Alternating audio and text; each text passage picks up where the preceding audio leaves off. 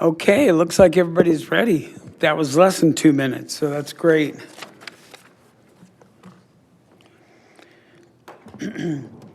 So, first of all, we had a closed session. So let's see, is there a report out of closed session? Yes, there is. The town council met in closed session with respect to both of the items on the closed session agenda. With respect to item number 1, there is no reportable action. With respect to item number 2, the town council voted unanimously to defend the litigation, and that concludes the report. Thank you very much. So let's do let's see here, call to order. So let's call the meeting to order. This is the last time I will do this. So let's call the meeting to order. Council members Abel. Here. Dennison. Dennison here. Lombardo. Here. Schooler. Here. And Mayor Droz. Here. We have the Pledge of Allegiance, and I would like to say that tonight since it's my last night as mayor. So let me get started. Hold on.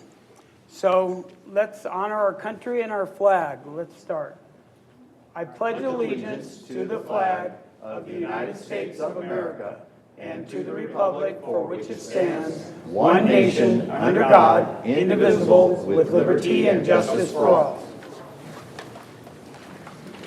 Okay. Thank you, everyone. So, I guess right now we're going to have the council reorganization, but we're going to start with the State of the Town address. So, I guess I'll start that. Is this the time for me to, I think it is, to just start my presentation. So, good evening, ladies and gentlemen. And I always think of what's the old comedy thing, Ladies and Germs. That was funny back in the old days. But ladies and gentlemen, thank you so much for attending the town council meeting this evening. First of all, I want to dedicate this presentation to all of the town employees. I don't know if we really appreciate the town employees enough. We had the presentation last council meeting, but we love all the town employees. They're very important to us. They're the ones that make everything running. So we love all of you and appreciate you. And this presentation is for the town of Yucca Valley employees. So we have an evening full of town council reorganization with eventful presentations and discussion items. We do appreciate your interest in participating in tonight's agenda. Later this evening, we will be receiving a detailed recap of the town's fiscal performance and year-end audit, as well as receiving there might be a change to that, but anyway, as well as receiving an update on the recent 2025 Film Festival event and an Animal Shelter Committee update. Thank you for joining us this evening for the 2025 State of the Town Address. As our friends, neighbors, colleagues, and business owners, we are grateful for your interest in the state of the town. This year's address was chosen to highlight some of the special characteristics and initiatives that define our town, from our focus on public safety to many projects and programs underway. You will get a taste of what drives us, those of us that love Yucca Valley each and every day. For the next few minutes, I would like you to sit back and enjoy this brief video message where we are able to share with you our recent activities and initiatives that help make Yucca Valley our home, a place we love. So let's watch the presentation. There we go. Hello, I am Mayor Jeff Drode. On behalf of the town of Yucca Valley and our town council, I'm proud to share some highlights from 2025 and a look at what's ahead. I would also like to dedicate this State of the Town address to the hardworking staff of Yucca Valley. Public safety remains a top priority in Yucca Valley. We're excited to welcome Deputy Alex Stumbo as our new school resource officer for the 2025 to 2026 school year. A 2015 Sheriff's Academy graduate, Deputy Stumbo brings valuable experience and will work closely with our schools to support a safe learning environment. We've also added a second Sheriff's Service specialist, allowing deputies to focus on emergency calls while specialists handle non-emergency investigations and administrative duties. Our Citizens on Patrol program continues to make a major impact. We have 17 active members, with 3 preparing to attend the COP Academy. Each member donates approximately 35 hours of their time per month, assisting with administrative runs, vehicle transports, community events, and neighborhood patrols. Altogether, they contribute roughly 4,000 volunteer hours each year, an incredible show of commitment that helps keep Yucca Valley safe and connected. We are grateful to the men and women who are committed to keeping Yucca Valley a safe place to live, work, and play.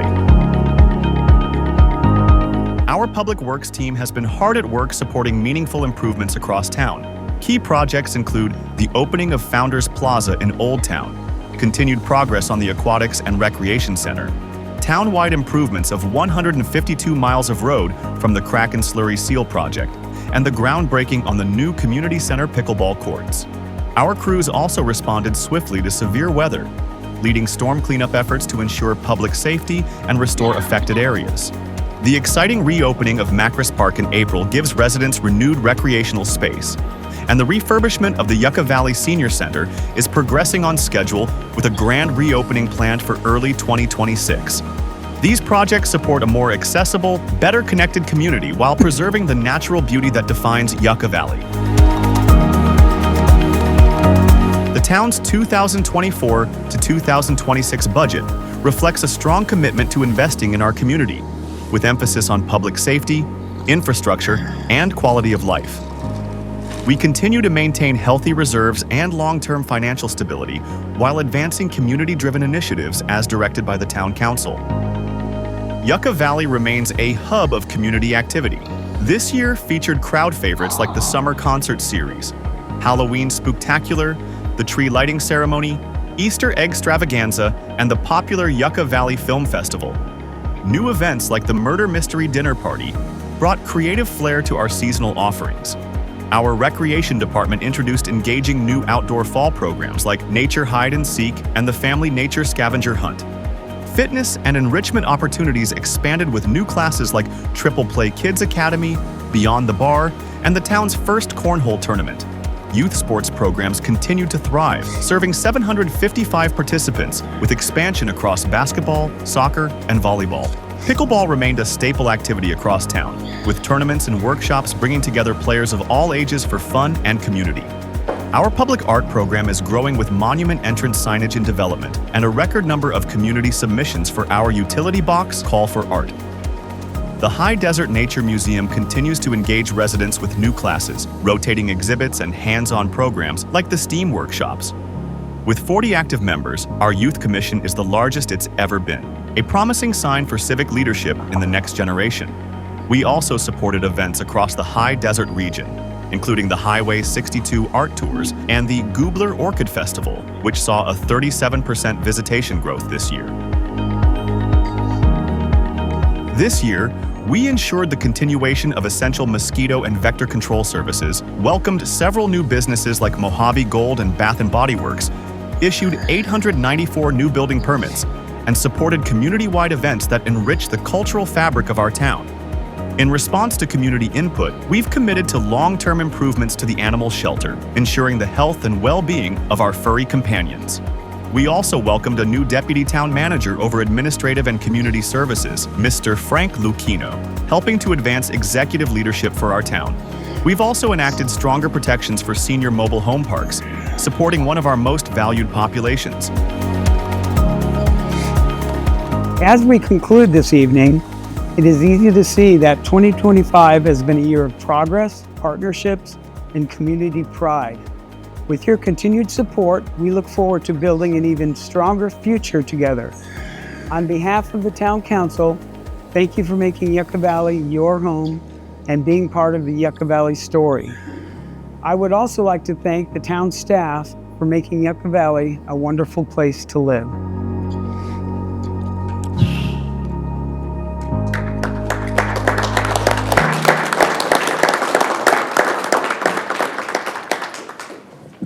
can believe it, my part only took about 3 takes, so.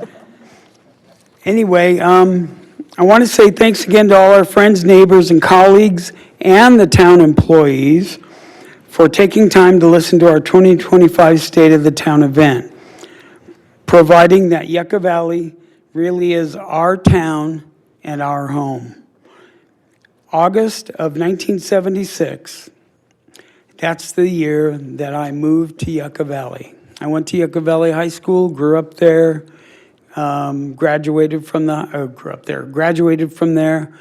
and I actually took classes at Copper Mountain College and transferred somewhere else.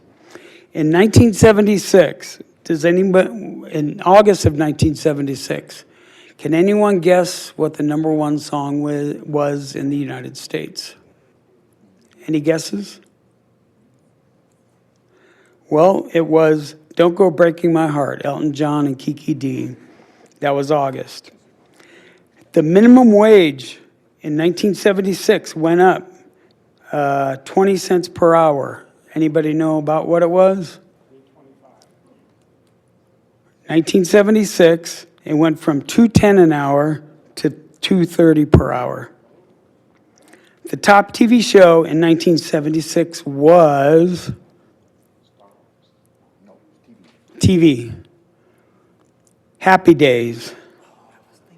The #1 movie, I think a lot of people watch. What do you think that was? Any guesses? Sylvester Stallone. Oh, who said Rocky? It was Rocky. Oh my gosh. Well, you're going to be the next mayor then. No. And the #1, eggs. How much was the cost per dozen in 1976 of August? Close, but 84 cents. So I want to ask all our council members, when did you move here? So I'm going to take a couple minutes. So let's start with Councilmember Schooler. I know you came about the same time as me, or A little before you. a little before me. November of 1975. Oh. Winner so far. And Councilmember Dennison. It would have been Christmas of '76. Okay. And Councilmember Lombardo. I bought my dental practice from Dr. Davis in June, on my birthday, June 17th, 1985. Perfect. And Mayor Pro Tem. It was 89, 90, right there at that school year. All right. So we're all longtime residents, and that's really cool. I want to talk really quick about several people here, my thoughts of them, like Bob, that's filming over there. And he was here the day, and Jim Schooler, that the town was incorporated and filmed the very first council meeting. He has filmed, he's 90 years old, he just turned 90, and he has filmed over 5,000 meetings between 29 Palms, Yucca Valley, everything else. And I've seen on his YouTube page, old videos of grub steak days. So Bob, thank you. It's amazing what you do at 90 years old.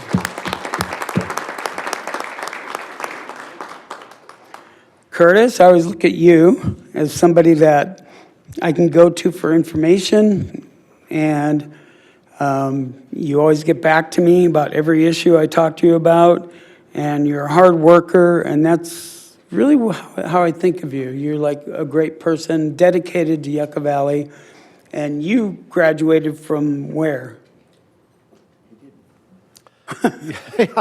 Mayor Pro Tem said I didn't. Palm Springs High School.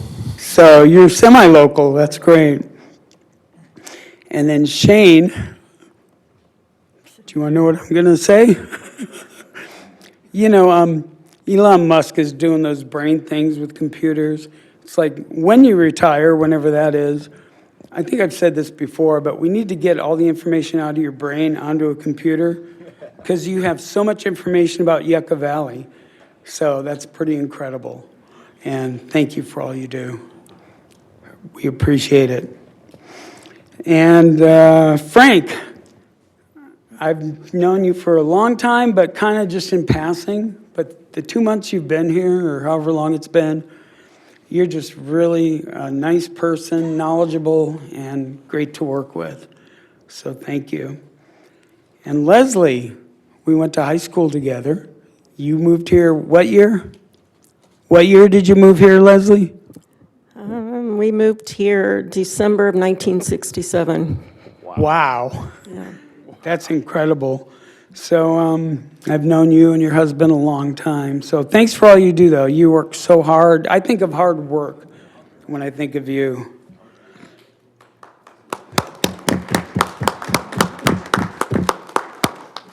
Tom, you're knowledgeable. You're not you're incredible as a town lawyer or attorney. We've talked about that, the difference in the names, but whatever it is, thank you for all your knowledge. And I think of knowledge when I think of you. Jessica's not here, but she has a lot of knowledge, and she helps me out with the trash stuff because I have to go to the solid waste meetings in Victorville every 2 months, and she helps me get prepared for that. Jordan with our financials. Obviously, you can see the town is doing good financially, and she does a great job. Alex, I'm so glad you came back. That's the first thing I think of when I think of you. So thank you. Kuba's great, helping everybody. Terry Foster at the front office, she's great.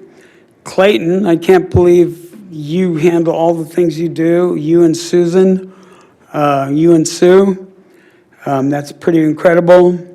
Deborah, I always think that about you, the first thought that comes to my mind is volunteering. You help everybody, you're very kind, and you volunteer a lot of places, so thank you. And it's been a great year. Well, I do want to say, Bill Villarreal, he's back here, he's going to talk in the future tonight, I think. And I love the work you're doing on our fire station, so hopefully next year we'll break ground. But I want to mention it's been a kind of a tough year, but a great year. I've loved everything I've learned. There have been some protests and stuff, but I've learned by them. So I really appreciate everybody that came out. So I appreciate all of you. But that can be hard at times. And I want to mention my wife, Carrie. She's out there. And, it can be hard, when you have a lot of criticism, and when it bleeds over from me to her, it gets hard. So thank you, Carrie. So this is dedicated to all the employees, not just the ones I mentioned, but everybody. So thank you to all the employees. I have a couple quotes. One man can be a crucial ingredient on a team, but one man cannot make a team. Kareem Abdul-Jabbar. I only have one more. Patience and perseverance have a magical effect before which difficulties disappear and obstacles vanish. John Quincy Adams. While not always easy, it is rewarding to see the community and the town employees and elected officials working together. Let's move forward together and continue to develop to benefit our residents, businesses, and visitors. Thank you again for allowing me to serve as your mayor in 2025. How many council members are so accessible? Really, when you look at other communities, do they give you your cell phone number? Do they say, do they respond to your emails, or do they have an assistant respond to your emails? We are more accessible than I think I ever imagined any council could be. So thank you, council members, for being so accessible to the community.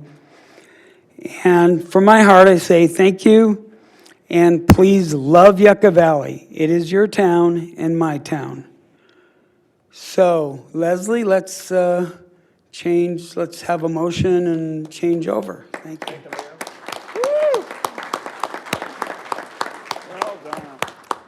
So this is the time of year where we do the ceremony changeover of our mayor. So at this time, I'd like to open nominations for one of our council members to serve as mayor for 2026. I would like to nominate the Mayor Pro Tem Merle Abel. Dennison will second. Okay, I'll close nominations and we'll do roll call.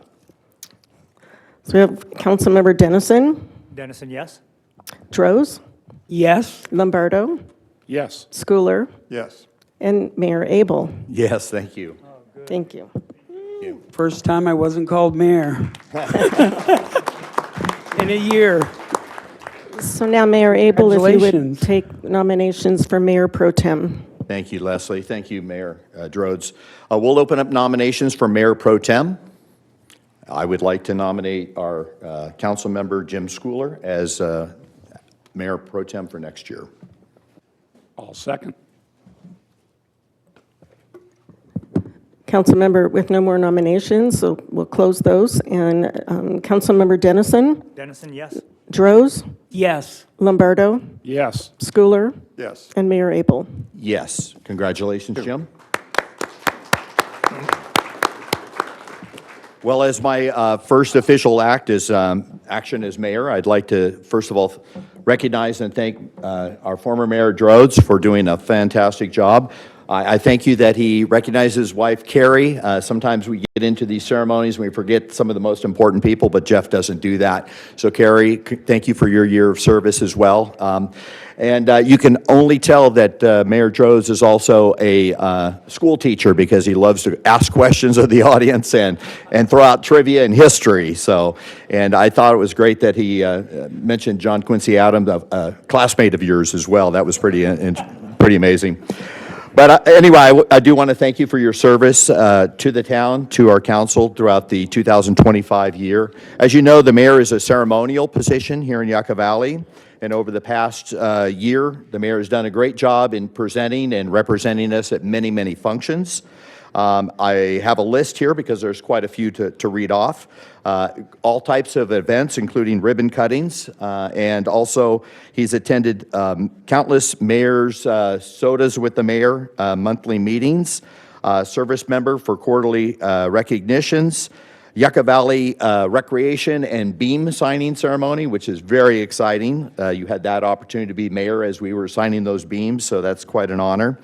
Senior activities and lunches, local charity events, the Animal Shelter Committee, numerous civic and public events as well, and many other outside events. And I've seen you at many, many different functions along with your wife, a lot of nonprofits and fundraisers and so forth. So thank you so much. It's a pleasure to present our outgoing mayor with a small token of our appreciation and also wish him a happy birthday for all the hard work.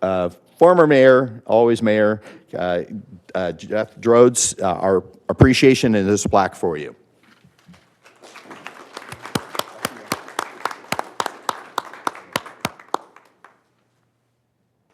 Thank you so much.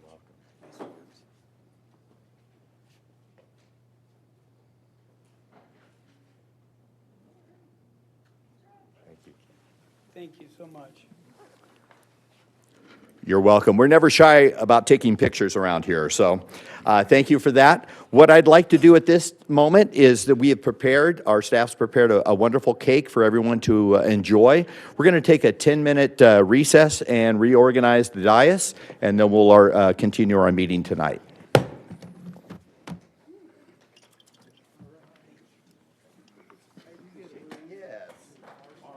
Several presentations tonight, and so we are honored to have Joshua Tree National Park here to give us an update. And so let's begin with the National Park update.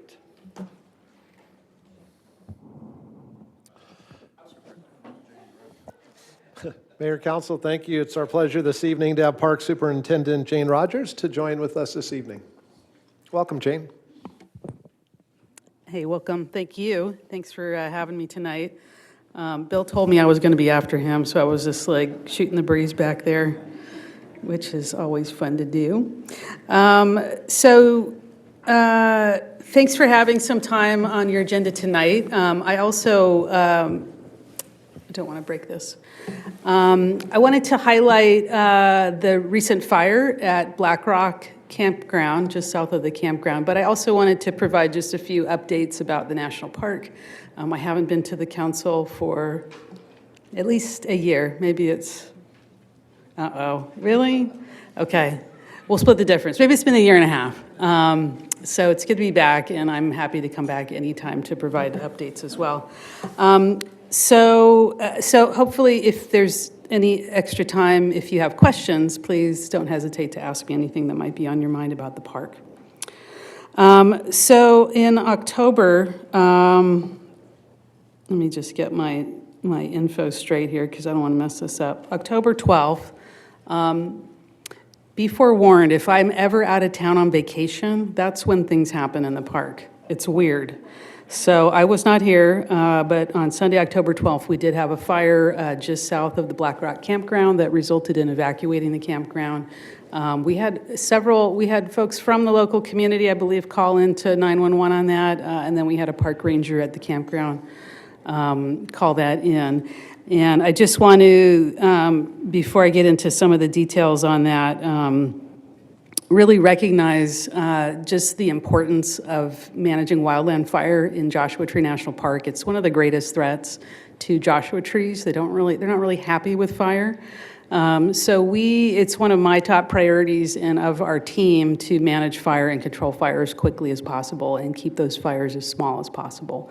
It is really critical for us to keep having Joshua trees in the park for the visitors to enjoy, as well as all the wildlife and the vegetation and habitat there. So, and that's a challenge. We are in a fire-prone area that's becoming drier and hotter, and it is just going to be something that's going to continue, and we'll try to remain vigilant.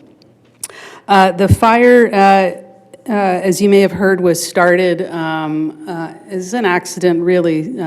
Somebody who apparently we're still under investigation, but it appears someone was burning their toilet paper thinking they were doing the right thing. So please don't burn toilet paper in the national park, because there's a lot of fine fuels out there that could start something, and that's exactly what happened.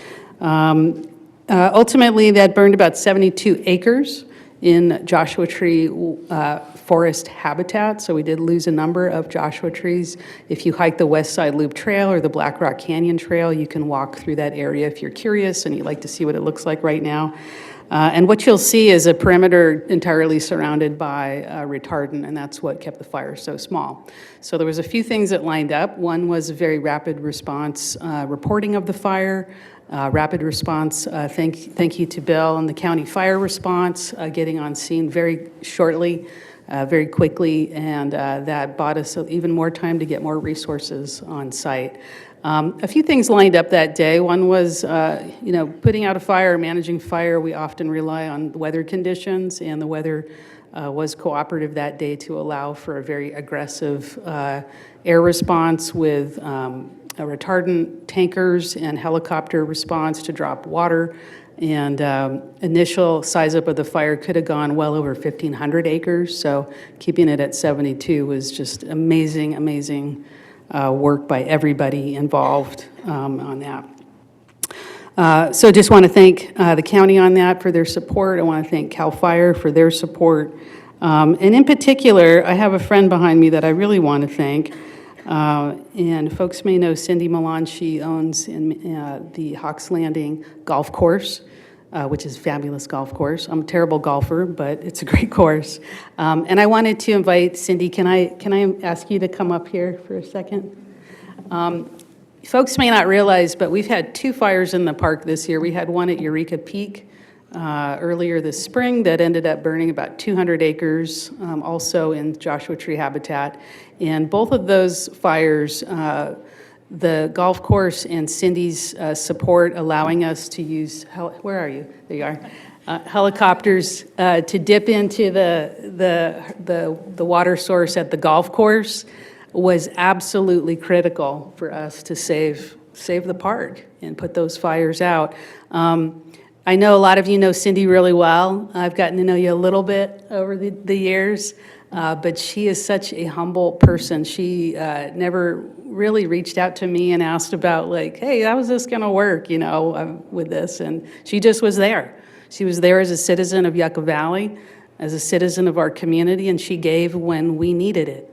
And I just want to thank you on behalf of the National Park, on behalf of all the communities that rely on the park for tourism and enjoyment, because you really played a key role. And I just want to thank you publicly and in front of everybody here at the council. So thank you.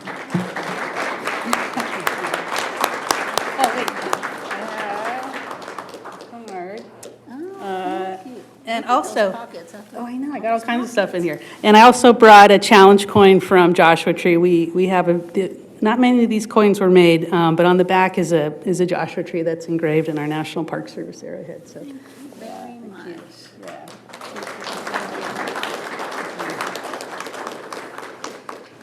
much. So with that, just a few notes about the park. It's been a little bit of a challenging year. We have done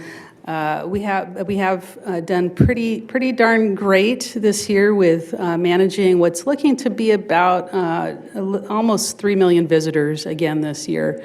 The numbers are down slightly. We hit our peak in 2023 with about 3.2 million visitors, and last year was around 2.9. And this year's looking like it's going to be about the same. If you go to the National Park Service Statistics website, and you can just search that in your web browser, you can look at all of the data for the National Park. And I invite you to do that, especially if you're a business owner or you're on the council and you want to see what the trends are for the park and how that might influence your communities.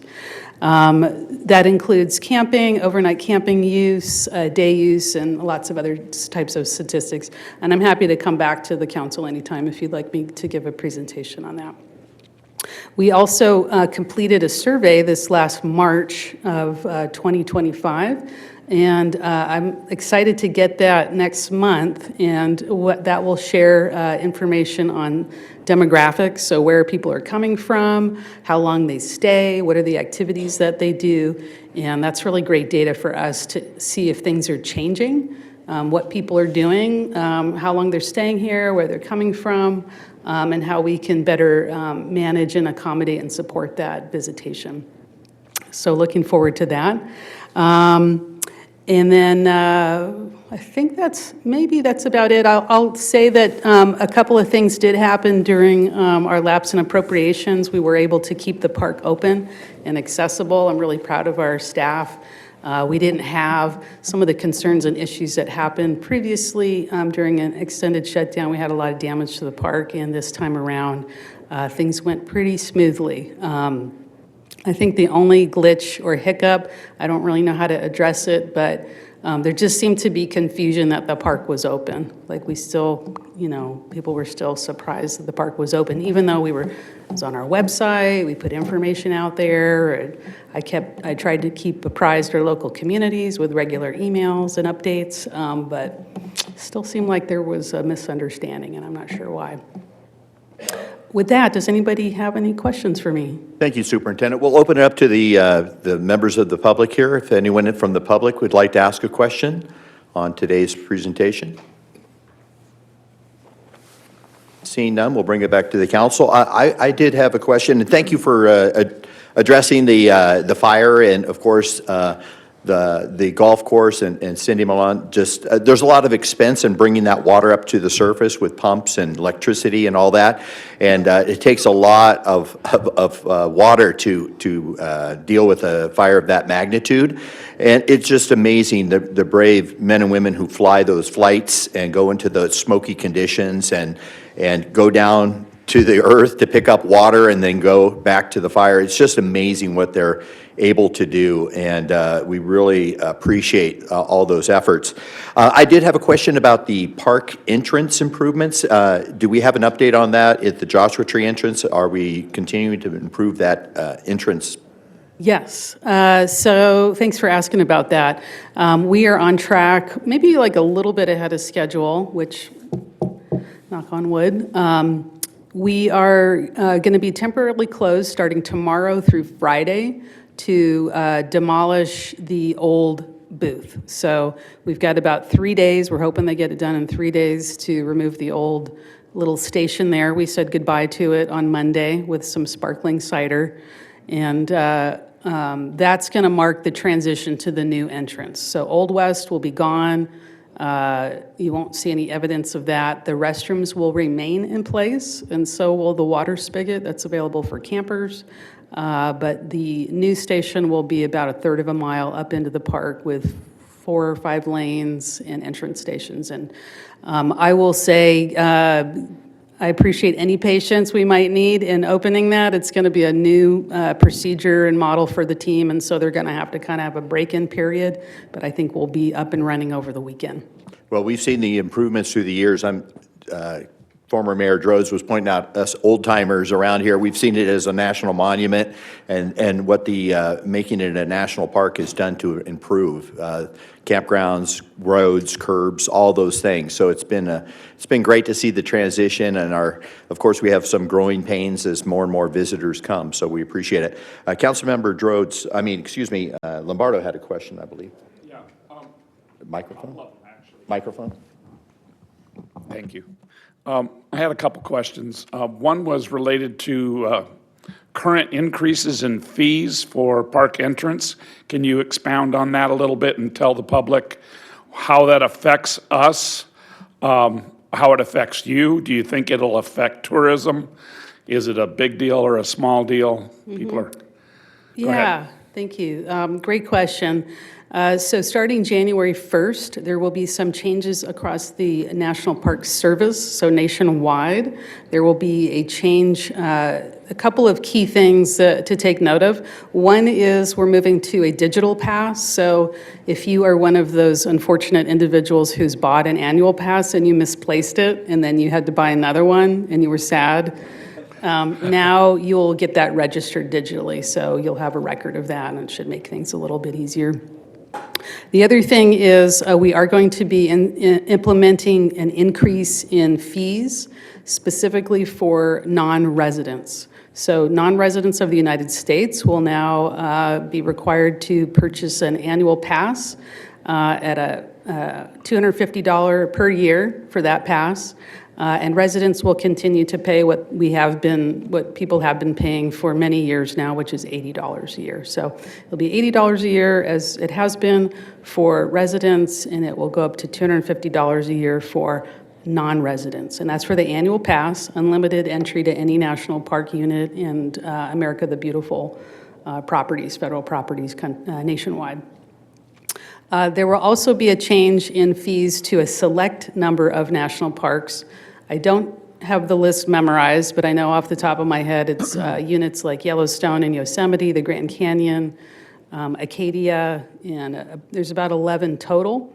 And those will now require an additional $100 per non-resident for entry.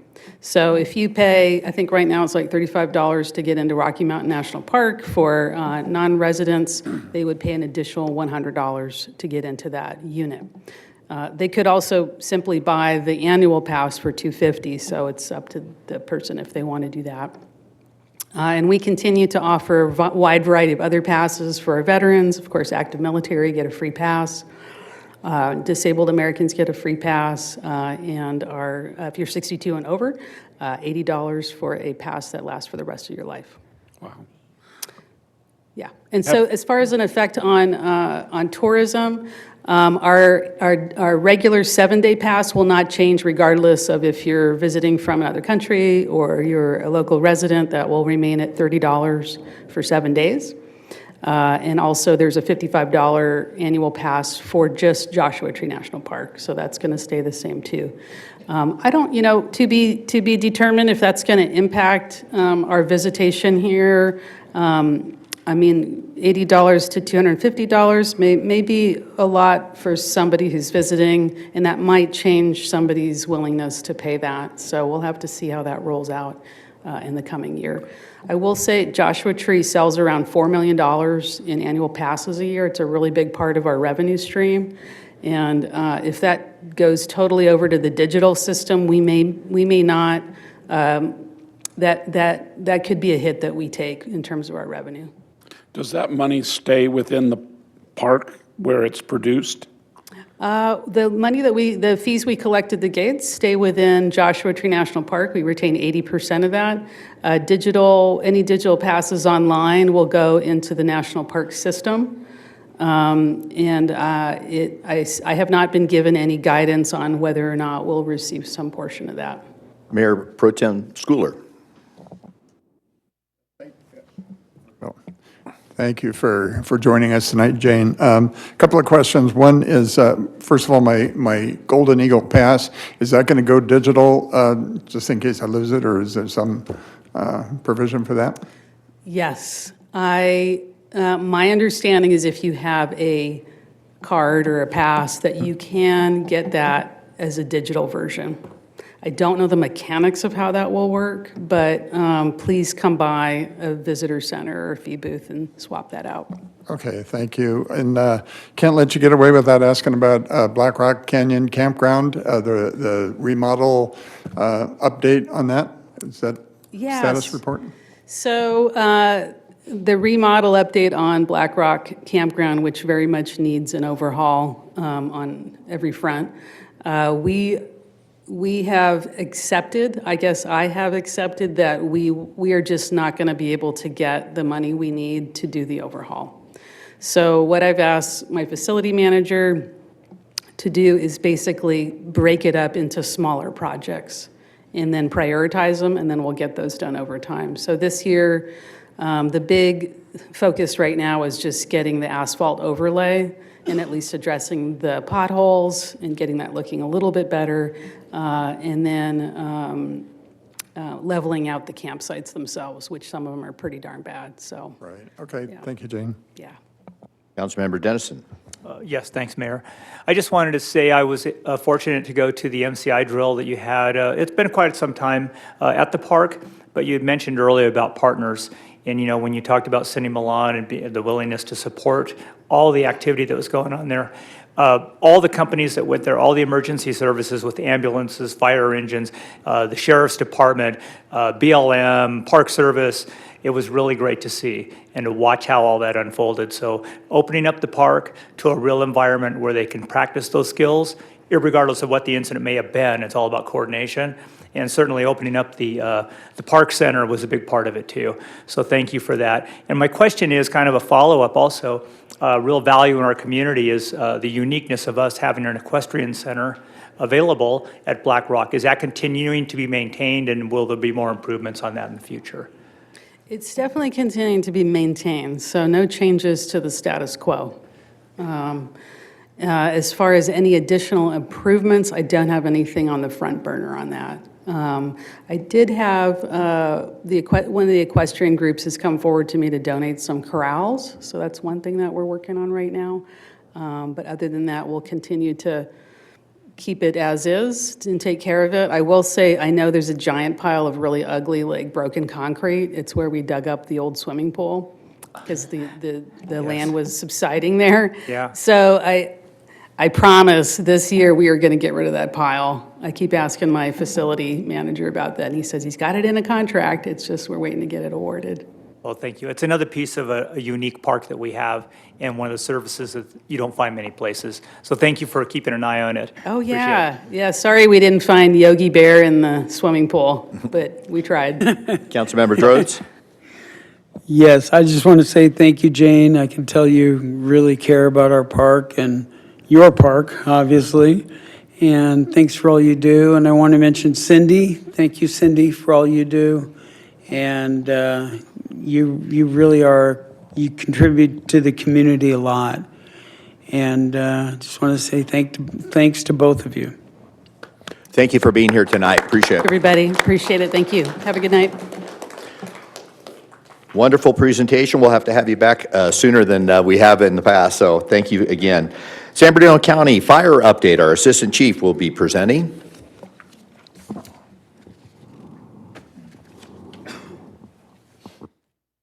Thank you for being here. Good evening. Thanks for having me. I look forward to giving you guys an update, and I want to thank Jane for giving me a shout out. We do work great together, and one good thing about this community, as Councilman Dennison stated, is our partnerships. And with the sheriff, excuse me, with the sheriffs, the BLM, CAL FIRE, we all work really good together. And we really have to in the communities like this, that we're just a little farther from the metropolitan cities where there's other resources. So without working together, we just won't make it. And it's just those little comments like that that keep those relationships going and having us all up here. So I do definitely appreciate that. Again, I want to thank you guys, and hopefully you had good holidays and have a good future holidays coming up. I'll give you a quick little update. I won't take too much of your time of what we have going at County Fire. Obviously, the station's a big one. So just real quick, I give this to you guys every so often. This is kind of where we're at through October for our calls. And we won't go down all of them, but the 3,800 calls for our 2 stations here in Yucca Valley. That's just for those 2 here, not counting Joshua Tree and 29 Palms for the area. New Station 41, what's going on with that? So we're still in plan check, and I'm beating down doors, and it's at Samuel County's plan check, so that's always the question. Is it here at the town? No, it's at plan check. It got kicked back to our architect once, right at the end of summer, and then when that happens, and if anyone's built a house, I have, and it's very difficult once that happens, because now you just go back to the front of the line, or the back of the line, once those corrections get fixed. So once we got the corrections fixed, the architect sent them back in. We're waiting for that result. I just reached out to our project manager through the county, and it hasn't come out yet. They're still hoping to award it and do bid in spring of '26.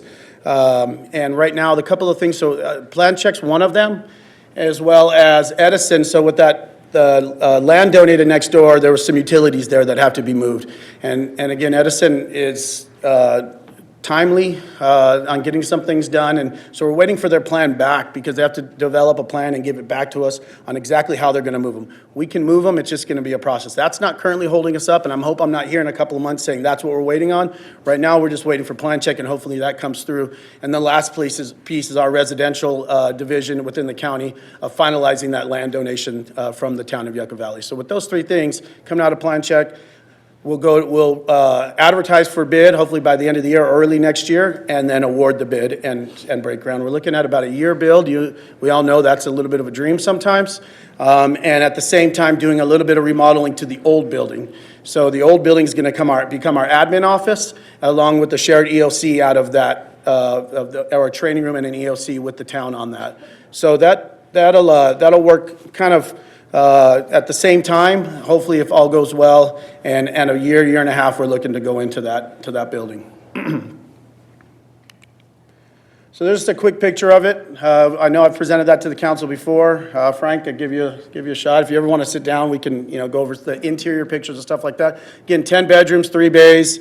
It'll still house 2 ambulances, a fire engine, and then we'll bring the truck downtown that we'll have to cross staff currently, but at least it'll be downtown to be able to utilize.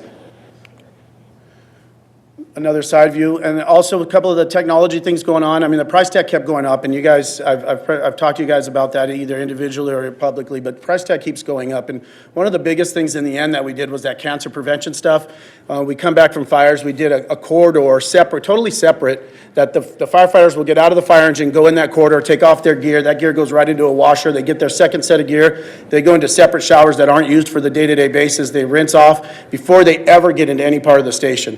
And so when you look at the cancer, and I'm not going to go through it right now, but just in county fire, our stats are alarming when you see on the cancer diagnosis that we've had over just my 20-year or 25 years here at County Fire. And so those are increasing, and just with all the plastics and the stuff out there when they're burning, and even though we wear the respirators, but once those come off, that air, it's still contaminated all around us. So this right here, what we learned was our gear was giving off toxic fumes for days on end, and if they're riding in the fire engine and that gear's sitting there, the gear doesn't sit in the fire engine with them anymore. It goes in and gets sealed away. Once they have a fire, they get a separate set of gear and get that washed. So there's a lot of things that we put into place for cancer prevention. This is going to be one of the first stations in County Fire. It's working right alongside with a station that's going to be getting built in San Bernardino, but it's going to be the first station that we've actually doing this cancer prevention corridor. So we're looking to expand that too as it goes on within County Fire. There's probably going to be a bigger part of the station as we were already in plan design when that came about. So it's a big step, and I look forward to seeing it. Another new thing, we got a new fire engine up at Station 42, station up off Aberdeen. So these are just a couple of quick stats on what that engine is. As you guys know, we've talked about it before, a fire engine these days is costing $1 million, and they're hard to come by. And you would think with the $1 million, you might get an engine. It takes 3 years to get a fire engine from the time of order, and that's on a good note. So, you know, getting this actually in quarters, in service was a big step. And the county is constantly, we buy 10 to 20 fire engines a year, at least get on order for them. And so we don't get behind. We're really good in our area that we stay on top of it. And so getting new station, or Medic Engine 42 was a big step. There's a quick shot of it. Another something new that we've done in county fires, we're putting these Can-Ams out in our outlining areas. So we have some in our north desert, which goes out to like the dunes area. We have this one here for all of our deserts on our south desert area, which is Johnson Valley and all our outlining areas. And we also have one out on at the corridor with the Colorado River area that we have them. But this is the one that's stationed right here in at Station 42. It gives our engines the ability, as you saw, if we back up, that engine is not going to go too far off-road, which you can probably figure. It'll get sunk in the sand really quick. And so having these Can-Ams, we can transport a patient off them. We can get to the patient in a timely manner. It's on a trailer ready to go with the truck hooked up. And if they get the call for it, they split up the crew and they both kind of tag along and get out to wherever the incident is, and the crew will go out there and get them. So a great addition to this area, having that access and not having to wait for either a hoist rescue or some type of jumping in the back of trucks, as we've done that before. We've done whatever resources we can to get out to the patient. This will get us, our crew there safely and get our patient back safely, and we can put them into an ambulance and get them to the hospital. So we have on order Medic Engine 41, so that I don't have a date for yet, and a Brush Engine 41. So those will be nice to get, and that'll tighten up this area right here on our new fire engines. That should give us a decent amount of time. As you guys know, big bulk of those calls that I showed you is Medic Engine 41. That engine still runs and is pretty busy. So we'll put that engine in service for a little bit, and a lot of times we might kick that out to an outlining area when we get a new engine in, just to keep a fresh engine there. A couple of things that are going on in County Fire. I've talked about this a little bit, maybe individually, but we're currently in the process of doing a standards of cover and strategic plan. Since I've been in County Fire, we haven't had a strategic plan, is just to give us a roadmap. And the standards of covers, that's really to see, hey, where are our stations at and where are our future stations at? So we've hired a third-party company to come in and evaluate County Fire all over our whole district and really see where our blind spots are. And over the course of years, at least in my career, it's always been I feel, hey, I think we need a fire station here because there's a bunch of calls. It seems like Medic Engine 41 is going on a lot of calls, but where are those calls? And would it be easier if we put another piece of equipment at that station, or do we need a whole nother station? So those are factors that this company puts into play. They use a whole bunch of metrics. They take over, we're pretty deep into it right now, but they take well over a year to get us back a solid document. But it's really going to tell us, and what I'll utilize for out here is just a roadmap. I won't be here forever, and my thoughts are right now where things can go could change with the next assistant chief or the next fire chief that is over County Fire. So really it is for someone to look at it, and we're not reinventing the wheel every time. And we've kind of done that. It's pretty common that it happens in the fire service. Whoever's in charge kind of decides where these things go. So this will give us County Fire a really good roadmap, and it can be adjusted as time goes on with population growth and stuff like that. So having that is really big. It's a big step. Chief Muncie's been pushing for this for a while, and it's coming to fruition. So when that comes about, I'd love to share with you guys and sit down, and it'd be probably more of a one-on-one sit down, because it'll probably take a little time to go through it, or at least deliver it to you guys to take a look. Another couple of things that we've done, we got all of our guys out here and we rotated them through. So being that the regionalized service, the County Fire, we talk about it a lot with ourselves and with the Sheriff's Department, the regionalized service and how it works. So we were able to get our guys down into San Bernardino and do some live training, live fire training, because you just can't do that anywhere anymore. You used to be able just to catch a house on fire if there was a house getting abandoned, and that doesn't work anymore. You can't do that. So we got all of our guys here locally down into San Bernardino over the last few months for some good live fire training, and it just to keep them current and updated with some of the techniques and stuff. And I understand that they run fires out here, but we don't want to practice in other people's houses. So we want to put those fires out really quick. And so in this, when we're able to do that, it gives our firefighters the opportunity to stay in that fire for a little while and practice their skills. Right now, another thing we're doing for our personnel, all of our, is health and wellness exams for all personnel, all the way through the chief officers. And again, we've never done that at County Fire. So it's something that we're providing as a service to our employees, and just a full physical of trying to catch anything. And it's one-on-one with themselves. It's private, and it's just a good, something good to do in this field that we should have been doing a long time ago.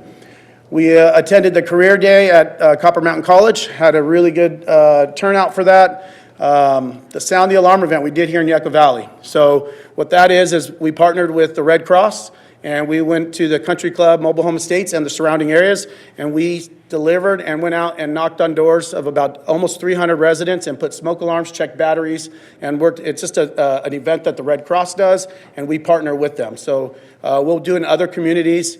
You have to have a dense population, and that was kind of what we really found was that area was a good spot to do it in, and it was a great success.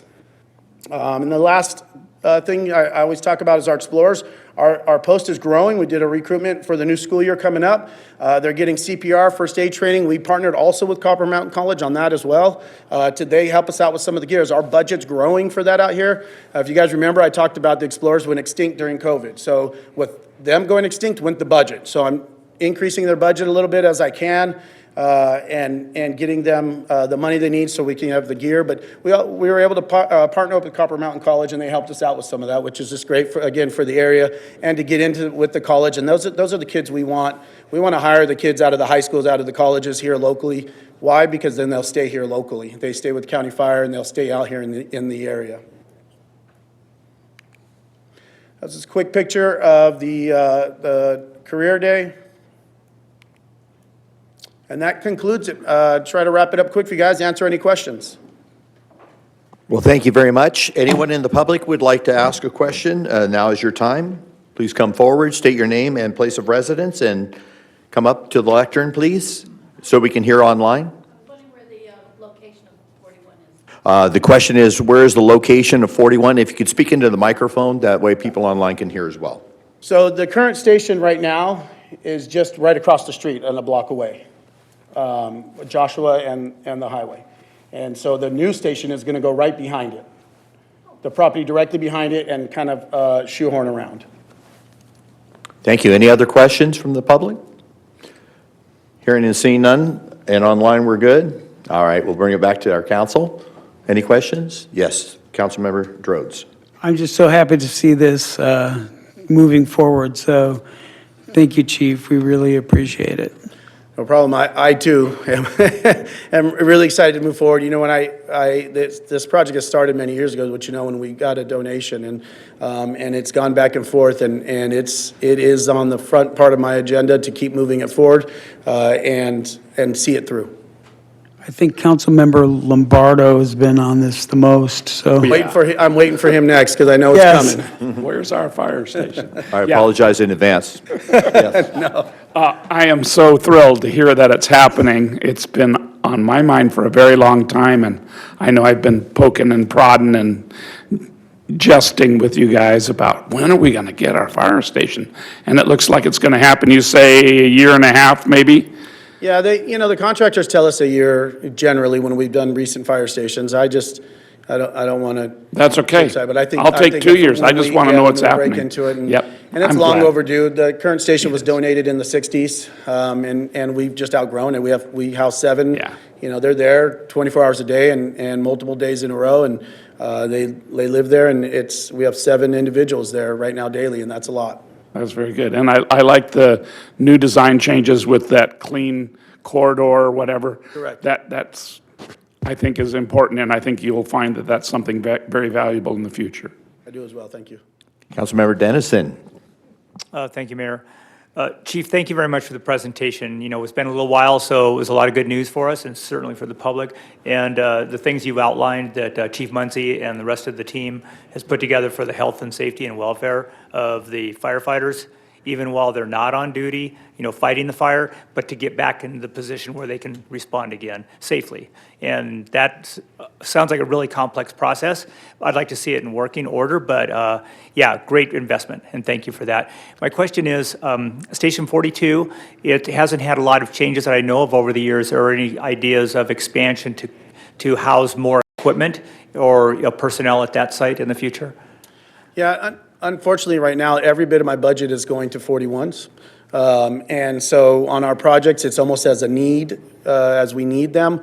We redid the kitchen last year, and I won't tell you kind of how that happened, but I will, an Instapot blow up in the station. I've never seen one of the newer ones, and caused a lot of damage. And so we were able to redo the kitchen. And so it's been kind of on a need-to-go basis, just because this station has come in quite a bit over budget, and it's going to pull from my reserves to get it, to get it going. So everything else around has to take a little bit of a back seat. There's some thoughts and ideas that I have about for Station 42, at least some basic cosmetic stuff, and I think we can get that done within the next year or two. But as for anything major, it's going to be on hold. Well, I hope the cook and the crew are good Yeah. after the explosion. And thank you I like the idea of prioritizing this station. So good plan. I support you 100%. Thank you. Thank you for being here. Thank you. Council members, I'm looking for an approval of the agenda. Mayor, if I might? Yes. Thank you. One modification, two modifications to your agenda, if you find that desirable. Number one would be item 17 is listed on your consent agenda, the annual comprehensive financial report. We would ask that that be moved to the first department report. And then secondly, your current agenda identifies your next upcoming council meeting on Tuesday, December 16th. As of today, we do not have a full quorum, so your next council meeting would be January 20th, 2026. Very good. So noted. Do I have an approval of the agenda with the modifications as presented? Mayor Dennison will approve the agenda as submitted. Second. We have a motion and a second. May I have a vote? I'll second. We have a second. Mayor Pro Tem second. Councilmember Dennison, Dennison, yes. Droz, Yes. Lombardo, Yes. Schooler, Yes. and Mayor Mayor Abel. Yes. Thank you.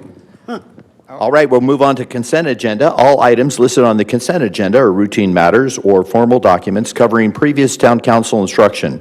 Items are enacted by one motion and a second without separate discussion unless a member of the town council or town staff requests dialogue on a specific item at the beginning of the meeting. Requests for public comments on consent agenda items should be filed with the town clerk.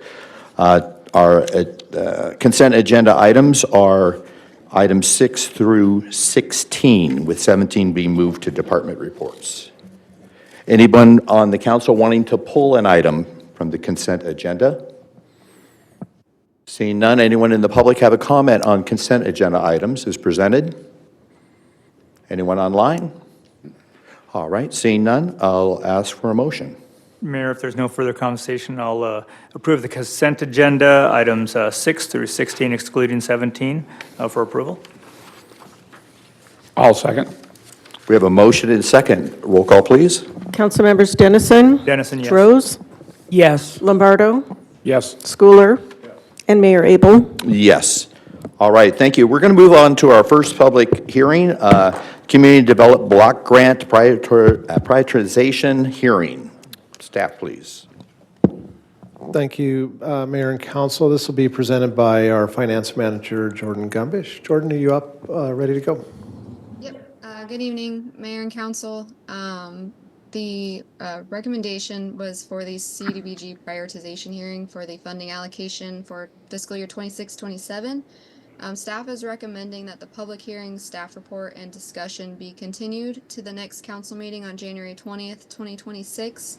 The county has requested an extension of their compilation of the eligible projects that were submitted. So that list is not available this evening and will be available at the next council meeting.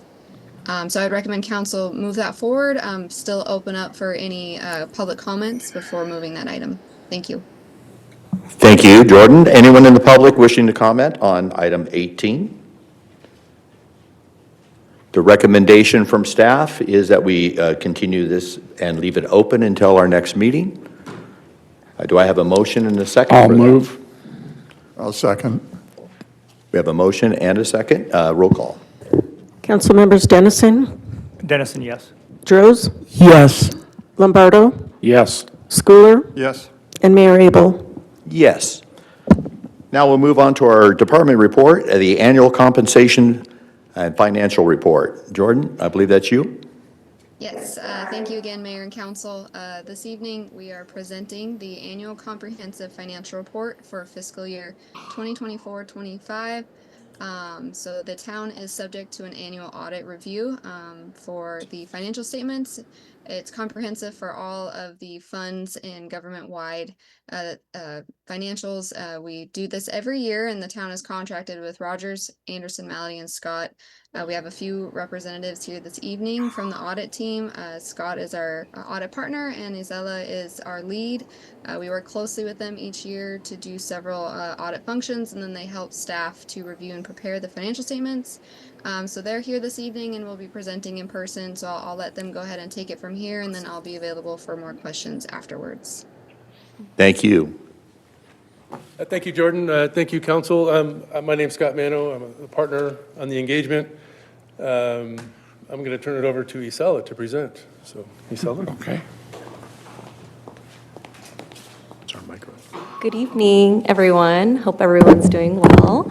My name is Isela Briseno, so I am the audit senior for this engagement, and I just wanted to express my gratitude to you for letting us serve you this year. And I also wanted to say thank you to the town's finance staff for doing such a good job at making sure that we have everything we need for the audit. So I'm going to go ahead and get started with the presentation. It's a pretty quick one. So moving on to the next slide.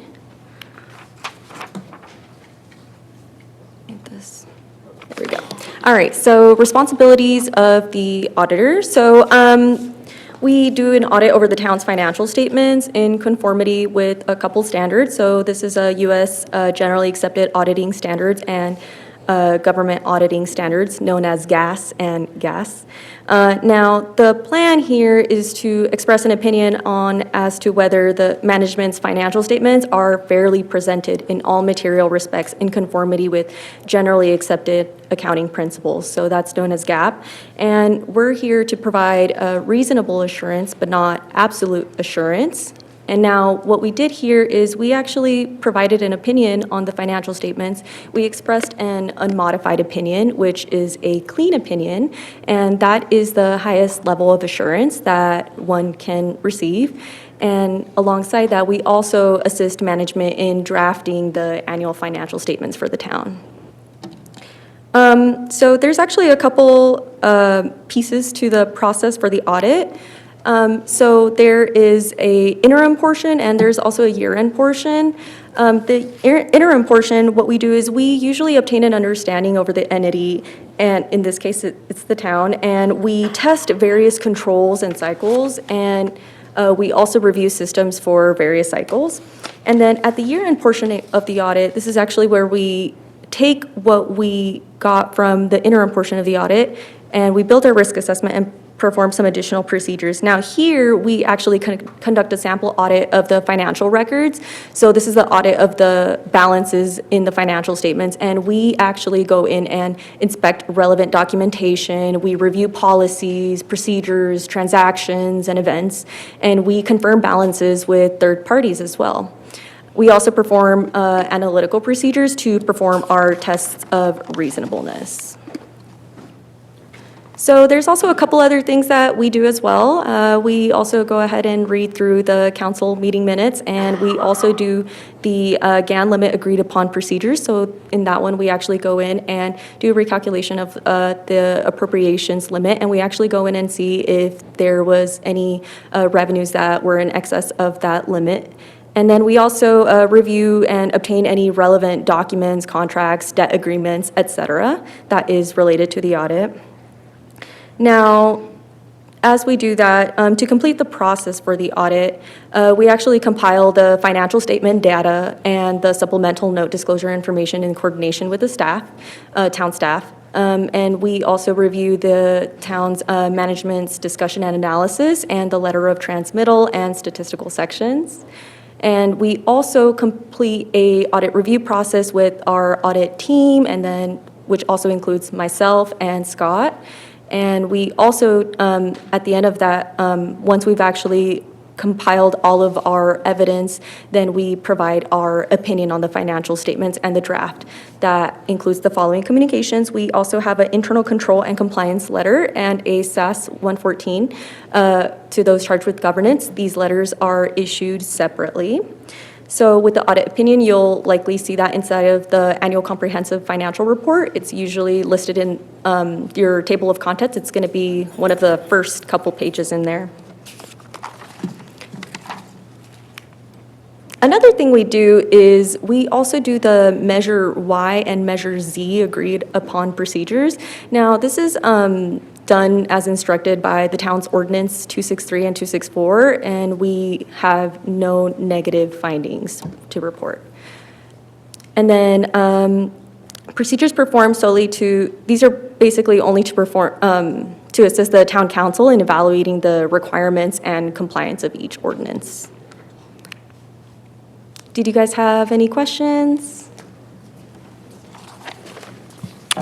We'll open up to the public if there's any questions. Anyone online? Very good. We'll bring it back to the council. Nothing. Council members, question? Yes. I'd just like to say thank you for your efforts, and we're very proud of our financial crew. I feel that we have done, and I think the council agrees, that we've done a good job of providing what was needed to run a good town. And we appreciate your help in showing the public that it's correctly done and that things are above board and transparent. And we appreciate that. Thank you very much. Yeah, we appreciate your oversight and bringing clarity to our reports, making sure that the public is assured that our records are accurate and done in accordance to the law. Any other council member comments? Come? Yes, Councilmember Rhodes? Just want to say thank you. We appreciate you doing what you do. Thank you. All right. This is a receive and file, and if we have no further questions, we'll move on. So thank you again for being here tonight. Thank you. All right, we're going to move on to our next department report, the Town Council Public Agency Board Committee Assignments. Leslie? So Mayor and council members, this particular item is just our annual review. Now that we've kind of changed up some of our representation on the dais, wanted to double check to make sure that everybody was still okay with their current regional and local assignments. And the recommendation is to review those, select representatives, and make any changes as needed. And then I'll be reporting those to the individual agencies as if they come up. Very good. Is there any council member that's looking at their schedules and seeing that they cannot meet the obligation of their assignments as listed, or is there anyone wishing to make a change? Mayor, I'll just state that my current schedule works with myself and the commitments to the town, and so I'd like to keep it unchanged. All right. And I'm the same. I think it's advantageous to have some consistency, because I know each and every one of you have made connections with those people you serve on as a board member, and that's valuable to the community because they know the voice, they know the person. So I'm comfortable with my assignment. Is that anyone else wanting to make a change? I'm great with what I'm doing. Thank you. Okay. Mayor? I've been enjoying and have good relationships with the League of California Cities, and I would like to maintain that. Okay. Is there any public comments on this item? Seeing none, we'll need to make a motion on that? No, we'll just leave it as a receive and file. Very good. Well, thank you very much. We're moving forward. Year-end budget report. This should be good news as well. We'll bring it over to the staff. Thank Town you. Manager. Thank you, Mayor. Finance Manager Jordan Gumbish will be presenting this item, but I do want to just start with a couple of comments that these items, while they're not necessarily exciting with respect to other projects or programs that we might be able to introduce, they are essentially the bedrock of our ability to deliver council priorities. And we talk about fiscal management, kind of three areas that stand out. Number one is fiscal stability, and that's the guidance that's provided by policy direction from the town council. And that's very important that everything that you do, from your strategic planning to your budgeting, to your appointment of the audit team that you just heard from this evening, is intended to ensure fiscal stability, not only for today, but also for the future.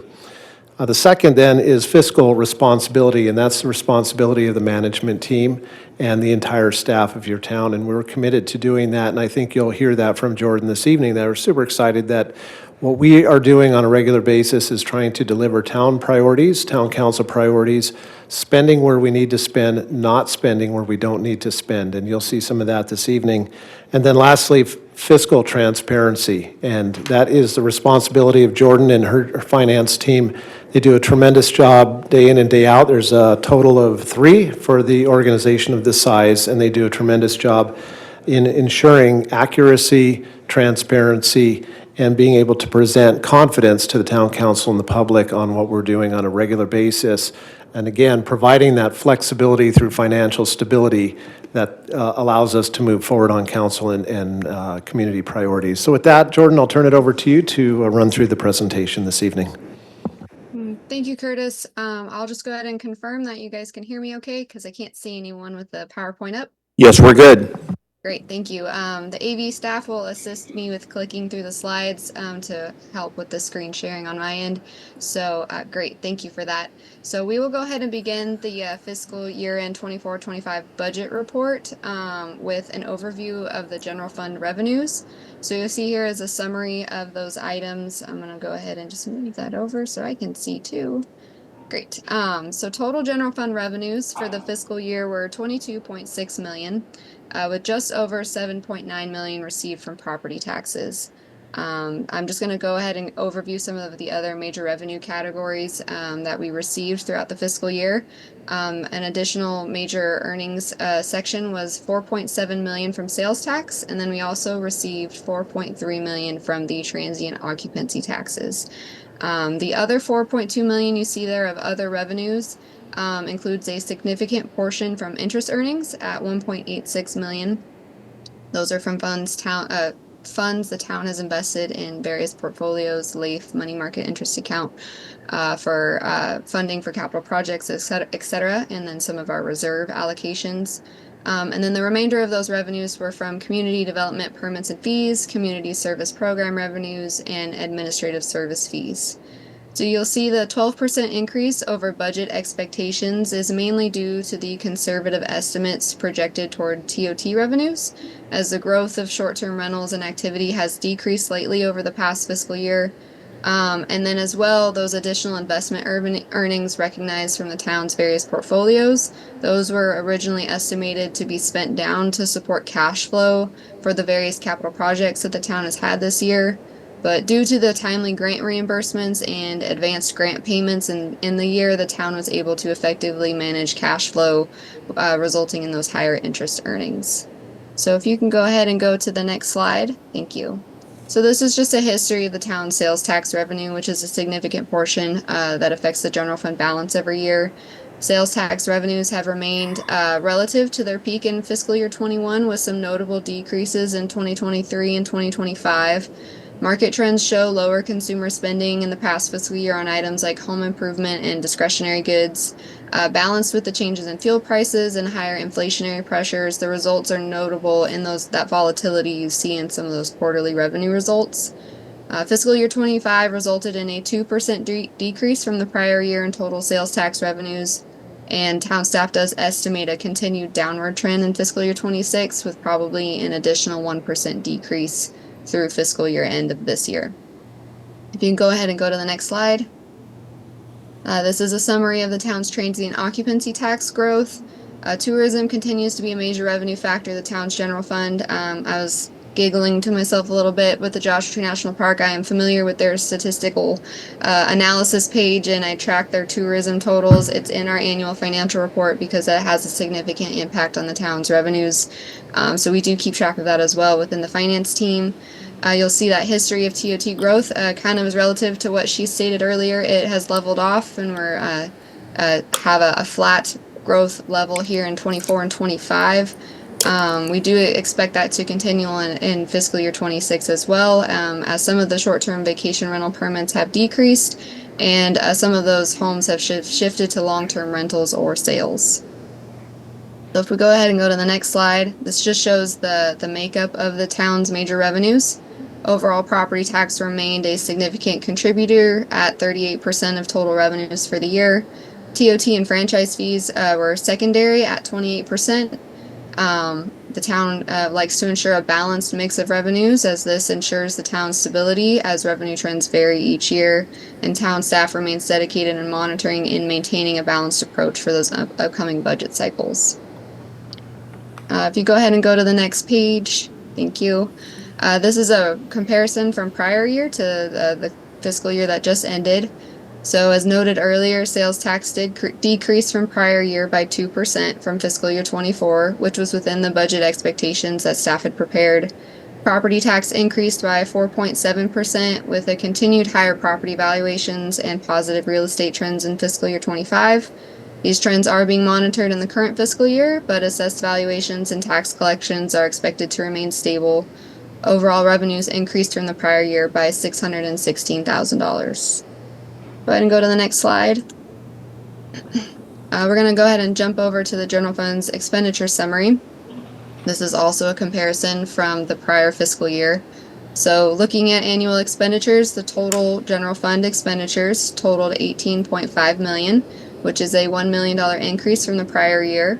The largest increases resulted from operating supplies and services and personnel cost increases.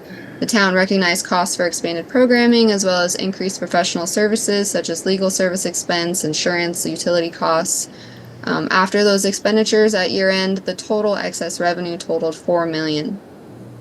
You go ahead and go to the next slide. Again, this just shows the makeup of those major expenditure categories. Contract safety continues to be the town's major expenditure category, totaling 35% of the town's general fund expenditures, with personnel services at 37% and operating supplies and services at 28%. The town departments continue to implement beneficial cost savings and regular oversight of their program spending trends, which benefits the town's overall fiscal year results in fiscal year 25. It's a great time to note that the town's departments and staff are all great at assisting the finance department in complying with our policies and our procedures and their budgets. And so a big thank you to all of them and continuing the trends that we see here on these financial results. We go ahead and go to the next slide. So this is just a quick summary. I wanted to touch on the budget strategy from fiscal year 25. The fiscal year 25 budget worked to implement the council's strategic plan, as Curtis noted, which included the following key items. There were conservative revenue estimates and expectation of higher market volatility. It was an election year. We had reduced consumer spending, high inflation. We wanted to be sure that those revenue estimates remained conservative and could meet the town's expenditure needs throughout the fiscal year. We also wanted to ensure that there were sufficient reserves for future infrastructure needs for streets, parks, and emergencies. We wanted to allow for phasing in preparation for increased programming, onboarding key administrative staff and resources, and to assist in identifying the true cost comparison before opening of the new facilities and expanded programs that the town expects in the next 2 fiscal years. Staff does estimate that reserve funds available to allocate in future years will diminish over time as we use more of the budget for expenditures. These larger allocations to reserves may vary in the future, so we just want to be prepared, and that's where we're excited to allocate the money that we have in this fiscal year and be prepared for the future. So if you go ahead and go to the next slide, this jumps over to the reserves that we're talking about. So as at the end of the year, we total what's in the general fund to see what can be allocated towards the town's reserve policy. As of fiscal year end, the total general fund reserves is $22.6 million, with an 83% of those reserves as unassigned and available for allocation according to the council's reserve policy. So if you'll jump to the next slide. The town's reserve policy is to allocate unassigned general fund balance between 60 and 65% of annual general fund expenditures. The staff's recommendation this evening is to maintain the reserve policy level between that 60 to 65% and to reduce the unassigned reserve funds by $3 million and return the total fund balance to $19.6 million. You go ahead and go to the next slide. This is how we recommend the 3 million to be split to various reserve types. So the first is the pension stabilization reserve, which I'll go into detail in the next slide for that. For 250,000, the town council has previously designated a Yucca Valley Aquatic and Recreation Center Reserve Fund to help maintain the capital maintenance and repairs for that particular facility due to the high cost of future equipment in that particular facility as we move forward. So an additional 250,000 is recommended to be put in reserve fund for that. We also have a vehicle and equipment replacement reserve, which is a council policy requirement to designate at least the depreciation amount for every year of the town's vehicle and equipment. So we're recommending a $500,000 reserve for that replacement fund. And then lastly, a $2 million allocation for the town's capital reserve fund, totaling the 3 million recommended. So we go to the next slide. I was going to touch a little bit more on the town's pension policy. So council's reserve policy requires a 50% allocation to the pension reserve from excess general funds to ensure responsible funding of the town's pension liability. Historically, across the state of California, the pension liabilities have been underfunded, and it has been an important item for council and town staff to ensure that that is funded each year. So as of fiscal year 25, the town staff has reviewed funded status with our consultant GovInvest. They assist in reviewing our CalPERS unfunded liability and incorporating the town's various investment portfolios and trust assets to see what the current funded status is. As a reminder, the town has 3 tiers of pension. Tier 1, 2, and 3 are now reported as an aggregate total by CalPERS. So that's why they're not split out here on this slide. But as you'll see, the town has worked toward a greater funded status. Our policy is considered funded when it's over 90%. So as of fiscal year 25, the town's funded status is at 92.8%, and that includes the CalPERS assets, the PARS Section 115 trust, and in addition, there is an additional 1 million invested in the Chandler investment portfolio that's been assigned for pension by council. That's not included in that 92%. So as you can see, the town's pension reserves are in a good position. We would like to allocate that small portion of 250,000 to stay ahead. It is very possible as market trends change that funded status can go down several points with changes in stock market. So we want to be sure that we're staying ahead, and if we're slightly overfunded, that is a good position to be in for the town. So moving forward to the next slide. This is a review of those reserves after the allocation. So you'll see it's just showing on the graph at 68%. As we recently reviewed with council, there was an additional allocation from contract safety, and we have upcoming mid-year budget adjustments that we are already going to be preparing for council, and that will bring that reserve number to 65% for the upcoming fiscal year of 25-26. So moving forward, to this last slide here, capital project reserve fund is where that 2 million final allocation is going, and also the 500,000 for the fleet reserves.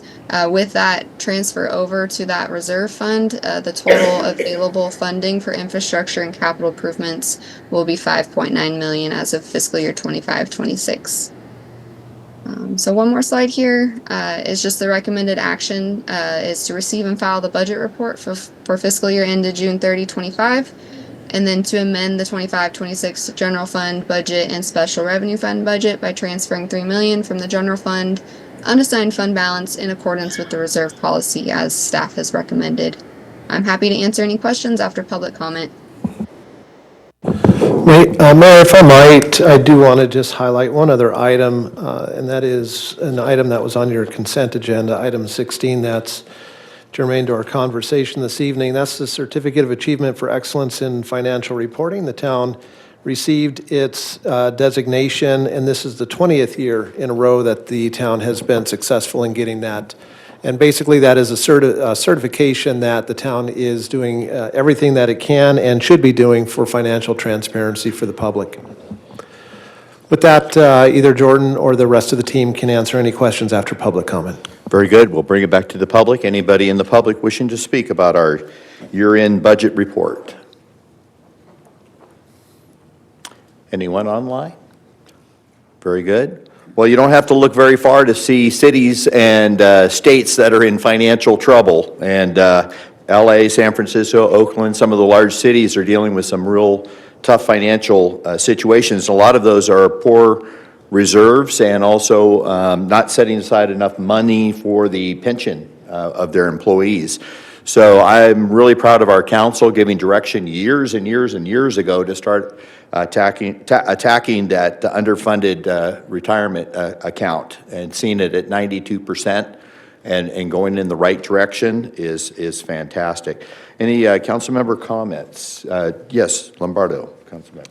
Fantastic financial situation. Thank you, Jordan, for this, for all the reporting on this. It does show evidence of the magic of compound interest, which we put some money, reserve money, into the funding of pensions and liabilities long time back, and it really has paid off. We've got a lot to be proud of here in this town. Fiscal responsibility seems to have been in evidence here for quite a while, and I'm glad to see that there's $3 million that we're reallocating to other things that will make it even better. So it's a good position to be in. Very good. Councilmember Dennison. Oh, yes, thank you, Mayor. Jordan, thank you very much for the presentation as always. Very clear, concise, and organized.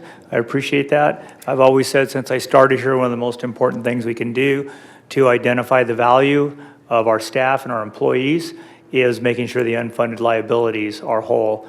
And staying above 92% is a challenge for many communities, and we've been able to uphold that for a long time. So we started with our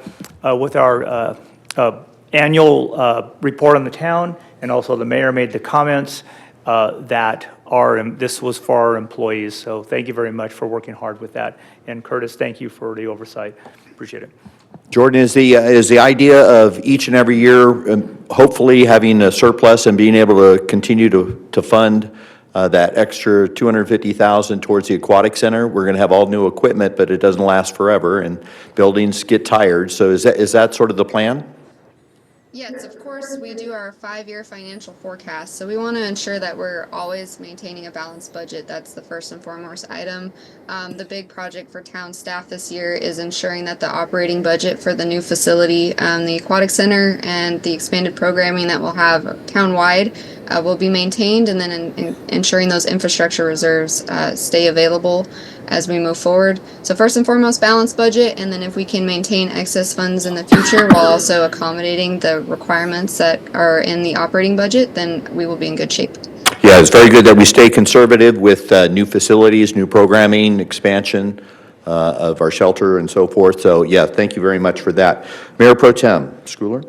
Yeah, thank you, Jordan. Great report and great job as usual. And thanks to the whole management staff team at the town for the forethought and the ability to predict situations coming down the road and getting us into the solid position that we're in.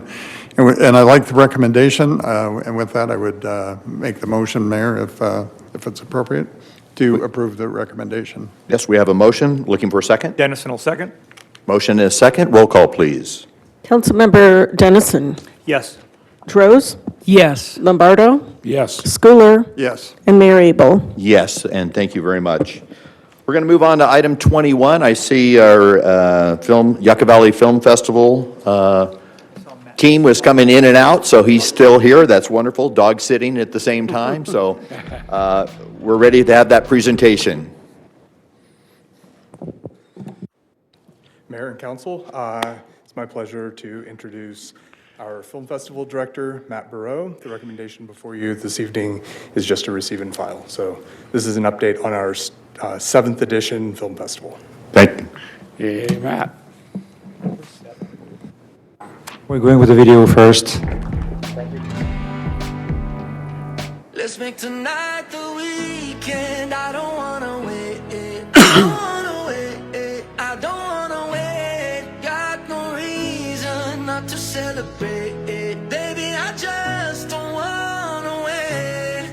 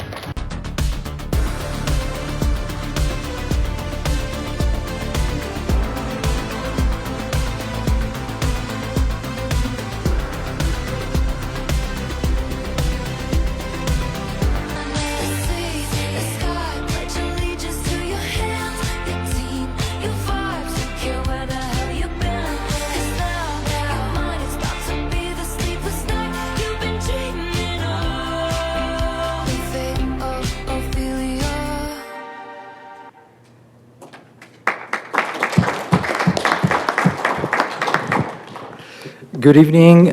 Thank you for having us once again. That was a sample of the exact videos that we have produced for social media and for the Yucca Valley Film Festival this year.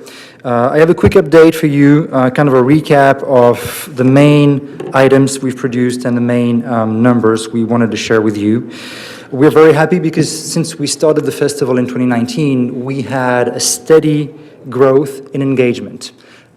We started, I think the first time we did the festival, we had 800 people showing up.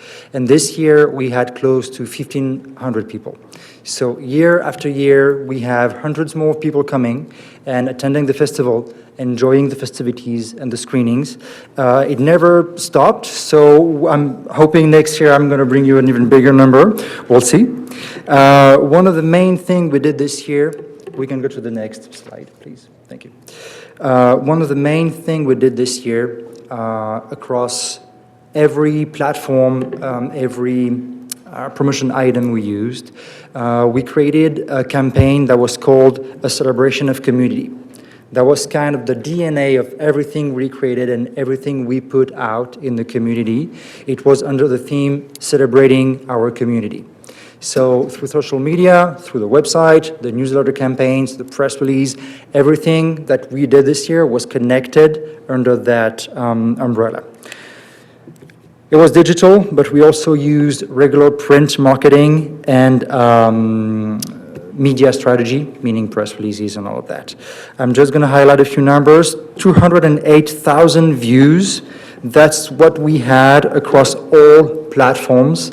All the numbers you have here have been calculated and aggregated from January 1st, 2025 to November 20th, 2025. So a week after, 2 weeks after the film festival wrapped.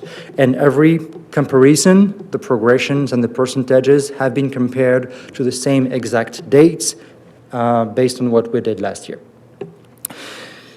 208,000 views across all platforms. That's pretty massive. And if you look at the next column for Instagram, more than half of that comes only from the Instagram platform, which shows how much in our community, Facebook used to be king. Today, when you work Instagram properly with the right tools at the right time with the right content, you get an uproar in Instagram engagement, and that's what we had this year. Compared to what we did ourselves last year, we had 1,552% visits increase just on our profile, meaning people going on Instagram intentionally on the page of the film festival. And the reach was almost 3,500% compared to last year.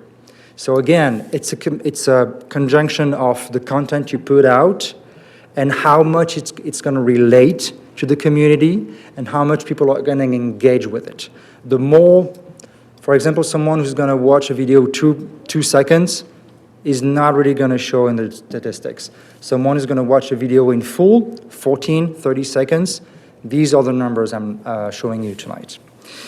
I'm going to jump to emails. We sent 21,793 emails this year, and that's only to the community.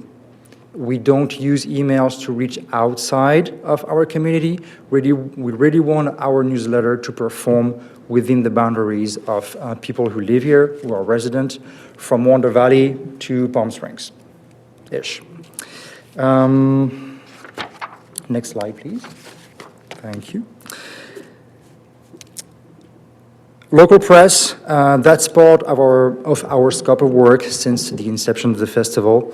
This year, we've been on NBC Palm Springs 3 times. It's not going to happen again next year, okay? Don't expect that to happen all the time. It's a lot of work, and again, it's the right timing with the right people and the right connections and the right program, all of that. Every year we go to NBC Palm Springs. This year, they really liked what we had to offer.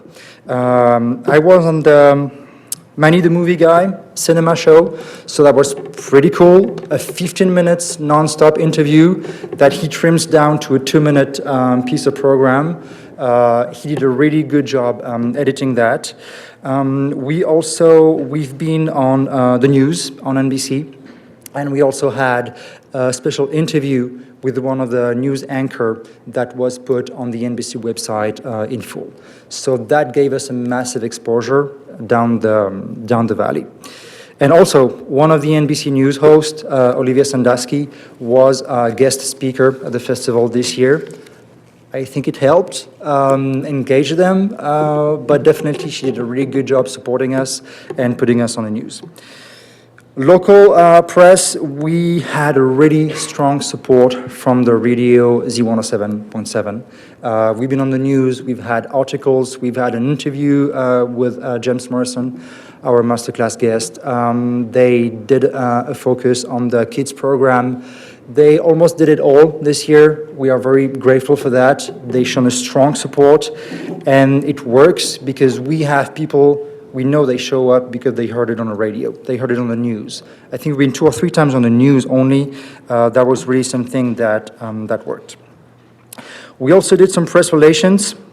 Press relation is different than local press. Press relation is really something that, I'm going to give you an example. I'm going to reach out in April to a news outlet because I know they specialize in cinema and movies and chronicles and all of that.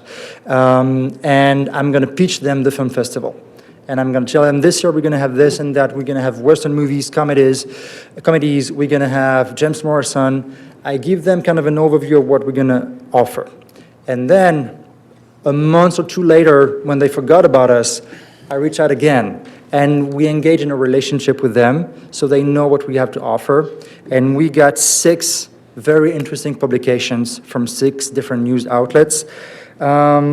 The pictures I put, we had BBC interview, we had New York Times Web, and we had also Vents magazine, or Vent magazine, it's a French word, Vent magazine. It's a really cool magazine, not only focusing on cinema, but a lot of things.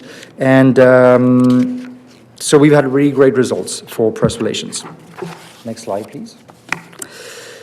And we also did a huge press campaign working with people who are actively managing press outlets and working in press relations. So again, we have been working with these people for a few years for different film festivals. We are using their knowledge and skills and network for the town of Yucca Valley to benefit from that. Thanks to that campaign, the Yucca Valley Film Festival and the town of Yucca Valley have been covered in more than 480 news outlets in North America, which means USA and Canada. So we've been talked about in many different states, from Washington to Utah to Colorado to, Vermont. Almost all of them, they've talked about the Yucca Valley Film Festival and the town. It brings a huge visibility to the town of Yucca Valley nationwide, and it brings what we call authority. When I go back the year after that to pitch a news article to a press outlet, I show them that, and that shows we mean game. we want to be talked about, and we do have something that's interesting for them to talk about. One mention about that press campaign, that's not part of the original scope of work that we have under contract with the town. It's something that we chose to do because we know we've done it in 2024, we've done it this year too. We were at a moment we needed to build that authority to get more coverage and more feedback and more credibility from national news outlets. Next slide, please. A few reviews, like every year, we've just been, for the 12th time, ranked as one of the best 100 film festivals in the world. We received the mail 2 days ago, December 1st, on the platform Film Freeway. Every year they do a ranking, every month actually, and we ranked in the top 1% of the film festivals now 12 times.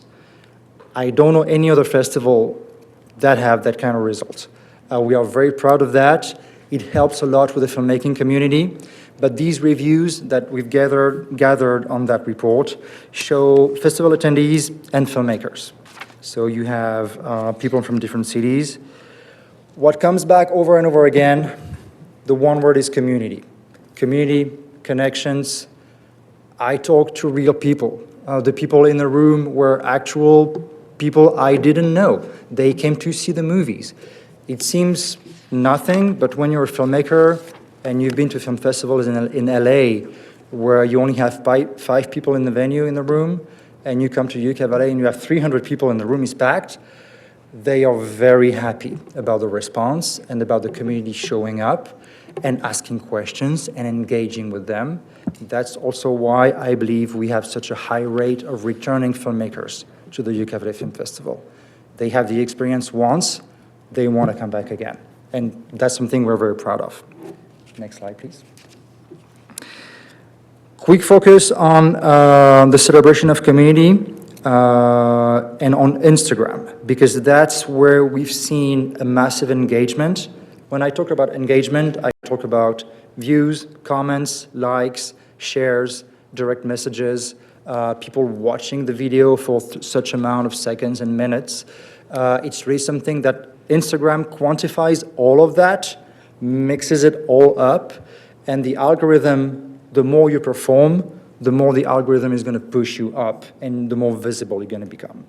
This year, with the campaign that we run, we've really seen a huge difference in the reach we've had, but also the actual engagement and people commenting, sharing within the community and abroad. The tactic that was the most successful on Instagram were the Reels. So a vertical video, and you have the 6 most best performing videos on the screen. And that's really where people are gonna stop scrolling and watch the content. Obviously, when we publish pictures, red carpet pictures and stuff like that, it works very well. But the Reels really have made a tremendous difference in people staying on the page, looking at the content, sharing the content, and coming back to see another piece of content after that. So when you have each reel making 2,000 to 3,000 views, and you have a lot of reels, the numbers go up pretty easily.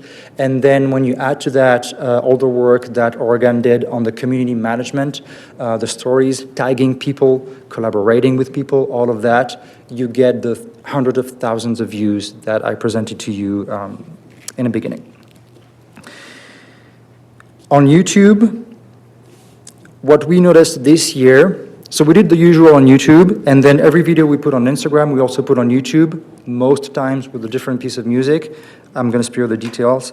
But what we've seen is, when you look at the Yucca Valley Film Festival YouTube page, of the 10 best performing videos since 2019, since we created the page, now 6 of these top 10 videos are from the 2025 edition, which means even on YouTube, the actual content got some real attention and rose up to the top as the most performing videos we've ever had on YouTube. So that was, for us, a really, really good sign, because YouTube has a different algorithm. And YouTube is not as well used in the local community as Facebook or Instagram. So you have that report, you have a long version of it in your mailbox, and maybe we can print them out for you. And you have some details on that longer version showing how YouTube reaches a totally different audience. YouTube, I think 99.8% of people coming to our YouTube channel are people from outside of Yucca Valley and outside of the community. Where on Instagram, it's kind of the opposite, and on Facebook, even more. So every platform is a different part of the campaign, but with different strategies and tactics, we're able to reach people in the community and abroad with the same pieces of content. One last thing for that slide. We worked a partnership with Tripepi Smith, and we created 5 or 6 videos that we collaborated with them, which means when you accept the collaboration, the video is going to show on the town Yucca Valley Instagram page. We create the video, we post the video. If I tag Jim on the video and he accepts the collaboration, then the video is going to show on his page, as if he had created the video. That expands the reach, and we worked 5 times with Tripepi Smith on that. 1 video a week for the 5 weeks leading to the festival. And doing that, I've seen, looking quickly at the reels, the vertical videos on the Town of Yucca Valley page, Instagram page, that some of the most successful posts the town has now are the videos of the Yucca Valley Film Festival that we created, not Tripepi Smith. Next slide, please. We've also done some street marketing. So we've put some posters in town. We've done that for, I think, since 2019. I don't remember not doing that, actually. This year, we've done 2 waves. The first wave, we put up 200 posters in Yucca Valley and 500 flyers. The flyer this year was on the front, the poster of the festival, and on the back, the overview of the program of the festival. Because people told us last year, oh, what's the program? It's a pretty poster, but what's the program? So this year we did a 2-sided flyer, and we distributed it everywhere. When that first one was done, we didn't have anything left to distribute, so we asked Clayton to print more. He did, and we did a second round. We went back to all the businesses, we put some more flyers, some more posters. Total, we had 600 posters, Yucca Valley and Joshua Tree, and 800 flyers. And we distributed everything that the town printed. It's hard to say how much that impacts how many people show up to the festival, but it definitely impacts the visibility of the event. And I want to thank... Matt, if you can go ahead and start to wrap up, that'd be great. Thank you. I want to thank our team of volunteers, and Karen, if she's still here in a room. Tourism impact, we know because we've been working with them, and most of them give 20% discount to the filmmakers during the weekend of the festival. We know that the 3 hotels in town were at full occupancy during the weekend of the festival. That's been a goal of ours since we started the festival, to have a tourism impact in Yucca Valley. And this year, more than ever, we know that the hotels benefited from that. And we know that some filmmakers came to us on Saturday and Sunday looking for single-room Airbnbs. They couldn't find any that was affordable. So hard to quantify, but we know that filmmakers had a pretty hard time finding a place to stay. Next slide, please. I'm going to go very quick on this one. Travel and Tour World is one of the main leading publications in the world of tourism in the US. It's in the top 500 website in the world, ranking website. They've done an extensive case study on the film festival and on Yucca Valley, examining in details how the event shifted expectations. And basically what they explain in the article, it's a very long, in-depth analysis. They explain that basically now it appears some people come to Yucca Valley for the festival, and then go to Palm Springs as a side quest, when it used to be the opposite. People used to go to the Coachella Valley and then visit the national park on the side quest. Thanks to the work we've done for the past 7 years, it appears that we are turning the tables around a little bit. The Yucca Valley Film Festival is getting more and more famous, and people know about it, hear about it, and it's easier today for them to say, I'm going to spend a weekend in Yucca Valley, and while I'm there, I'm going to go to the park, I'm going to go to Palm Springs, and all of that. Final slide. Thank you. When we started the festival in 2019, we were only 2 people, Oregon and I. This year, in 2025, the Colorado studio team, we were 14 people. If you count everyone working for us, just Colorado studio side, 14 people. We had 19 people in 2023, but that's because we celebrated 5 years of the festival, and I kind of overhired a little bit. We had a lot of things going on, so we had a bigger team. But this year, 14 people, including a volunteer program. You know, we've been working with Miss Yucca Valley Scholarship, Miss Yucca Valley Court, but we also have local volunteers from the community who know the community. They put up the posters, they help the festival helps them, and all of that helps the town of Yucca Valley. As a conclusion, I want to say today I would describe our mission as to elevate the town using the film festival through the visibility of the press, the quality of the event, and the engagement we have in the community, and the engagement we have and the people we attract from outside the community. Looking at this year's edition, I think we are pretty good at doing that. And again, see you next year, and we'll compare.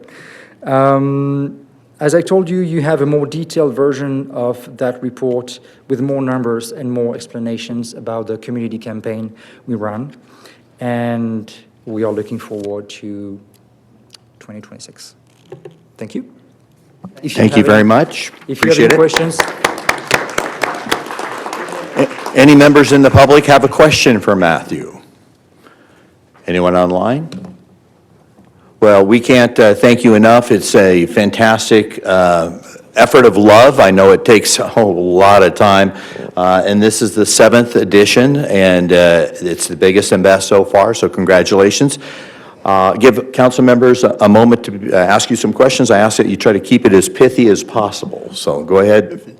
I just want to say thanks, Matt. I should have mentioned you in my State of the Town recognition, because we've worked together a lot, and I really appreciate everything you do, so thank you. Mayor Pro Tem? Great job, Matt, and Oregon, and your team. Yeah, You've done a great job once again, and done a lot for Yucca Valley in terms of tourism and so forth. And I wish there was nothing else going on that weekend in town, because it's really hard to break away once you get here. It's really engaging, so thanks for what you do.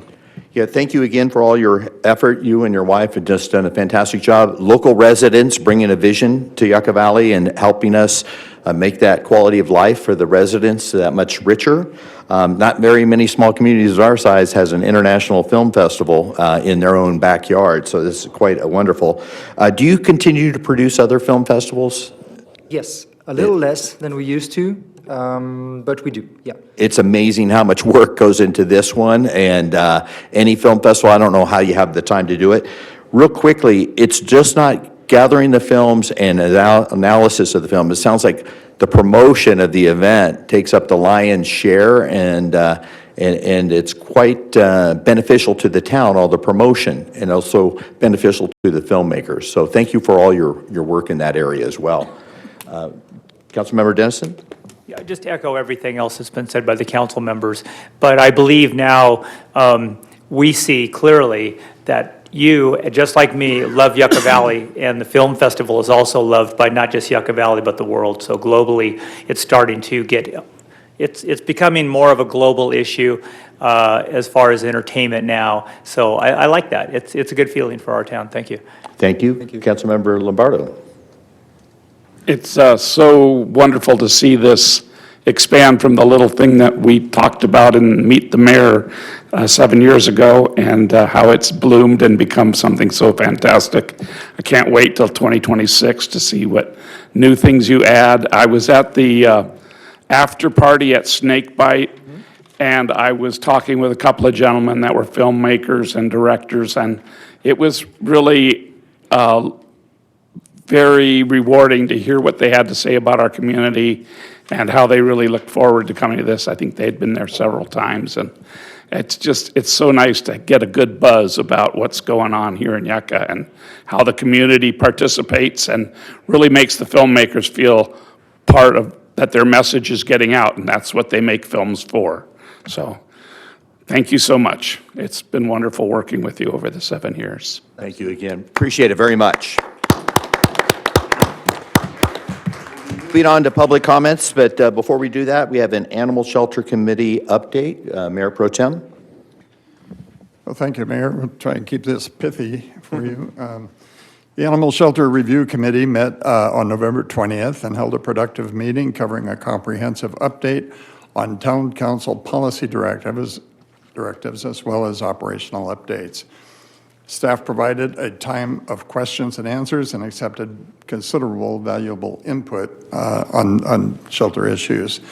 Town manager was present and provided an update on clarity on guiding shelter priorities, including focus on the health and welfare of shelter animals, support increased live release rates, and reduced length of stay for shelter animals.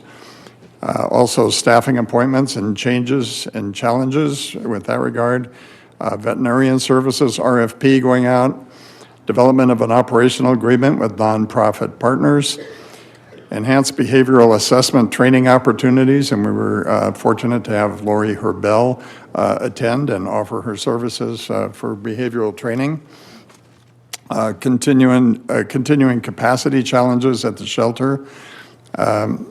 Broader distribution of the town's urgent list, and focus on responsible pet ownership, and movement toward a nonprofit support group. Town manager concluded the meeting with a statement regarding the unfortunate harassment of some of the town's animal shelter team. Overall, the meeting was positive, productive, and encouraging, and the next meeting is scheduled for December 18th at 5:30 p.m. Thank you for your report. Any council members with any future agenda items they would like to add to future meetings? All right. We'll move on to public comments. The town council takes this time to consider your comments on items of concern which are not on the agenda. When you're called to speak, please state your name and community of residence. Please limit your comments to 3 minutes or less. Inappropriate behavior which disrupts, disturbs, or otherwise impedes the orderly conduct of the meeting will result in forfeiture of your public comment privileges. The town council is prohibited by state law from taking actions or discussing items not on the printed agenda. Again, we ask that you would direct all comments to the council.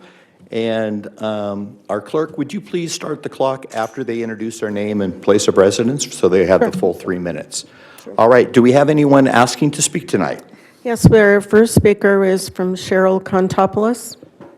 Thank you, Cheryl. Come on forward. Howdy. Hi. I have to start that way. Matt had some very good points about the different social media and taking into consideration different audiences reached for the shelter. Thank you, Pro Tem Schooler, Chair, Shelter Committee, for mentioning the distribution of the euthanasia red list. It is actually a legal requirement that it has to be posted. And I want to say out of the 15 animals, there were 2 cats and 13 dogs. As far as I know, there's only 1 dog, right? Yeah, there's 1 dog that hasn't been placed yet or rescued by a rescue or being fostered today. She was put down today. Sorry? I don't know if you heard that, but Yeah. evidently she did not make it. So encouraging the reading of the Hayden Act and the other California ABs, which does set out the guidelines for distributing that list, posting it, and the care of the animals that each shelter in California is required. At one point, there was a grant program you could apply to. I don't know if this stuff still exists. Hopefully Cheyenne has a handle on everything, but she cannot do everything. She needs our support, she needs your support. There, as you know, it's huge. Last meeting, I spoke about the Dobermans. It's been brought up since September as the No Dog Left Behind. There was somebody here tonight who was fostering the 3 Dobermans, and unfortunately, one did not make it 1 week at her house because it turned out he had a tumor the size of a fist. An interim temporary vet, it's only 4 hours once a month. There's 100 dogs, 10 cats. There's no way you can see each animal. Yes, you can rely on the staff to help, but the staff, that's not their specialty, and nor should it be on them. Curtis, you had mentioned that the euthanasia rate was low. Yes, I totally appreciate we've gone from January and February several dozen to 2, 3, maybe 5. But that doesn't mean more can't be done. So my 30 seconds left, I would just like to have a moment of silence for Blue. Thank you. Thank you very much. James Porter.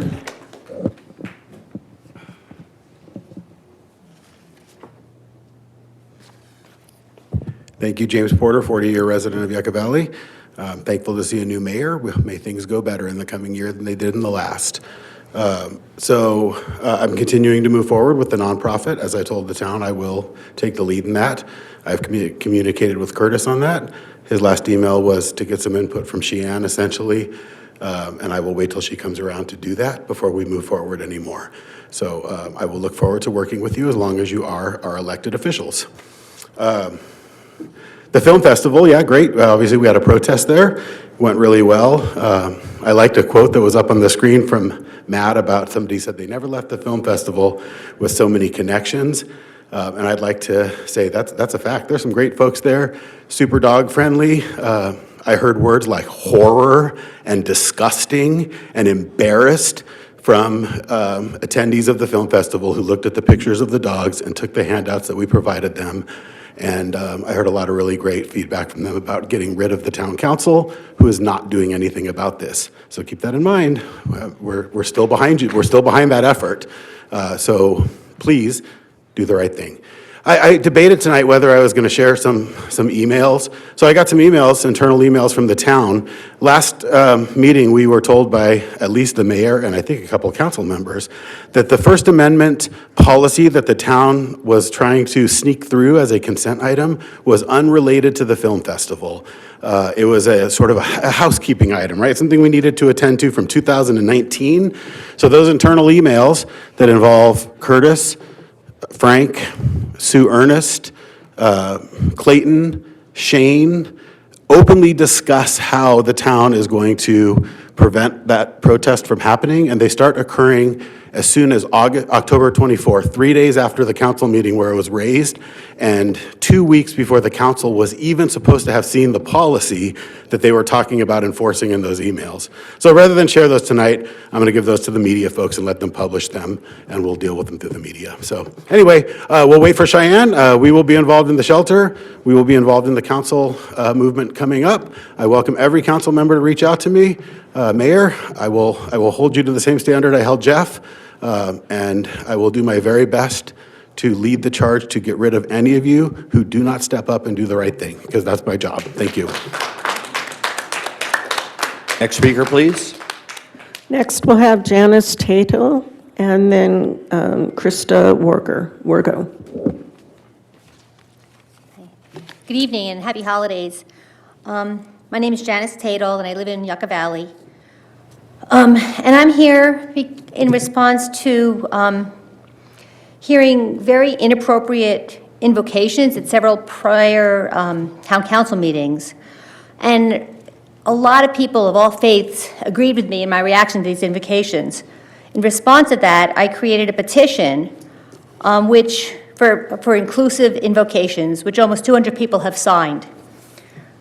I realize there was no invocation today. I'm not sure if that's why that was. And I know a lot of people would be very happy if that continued to be the case.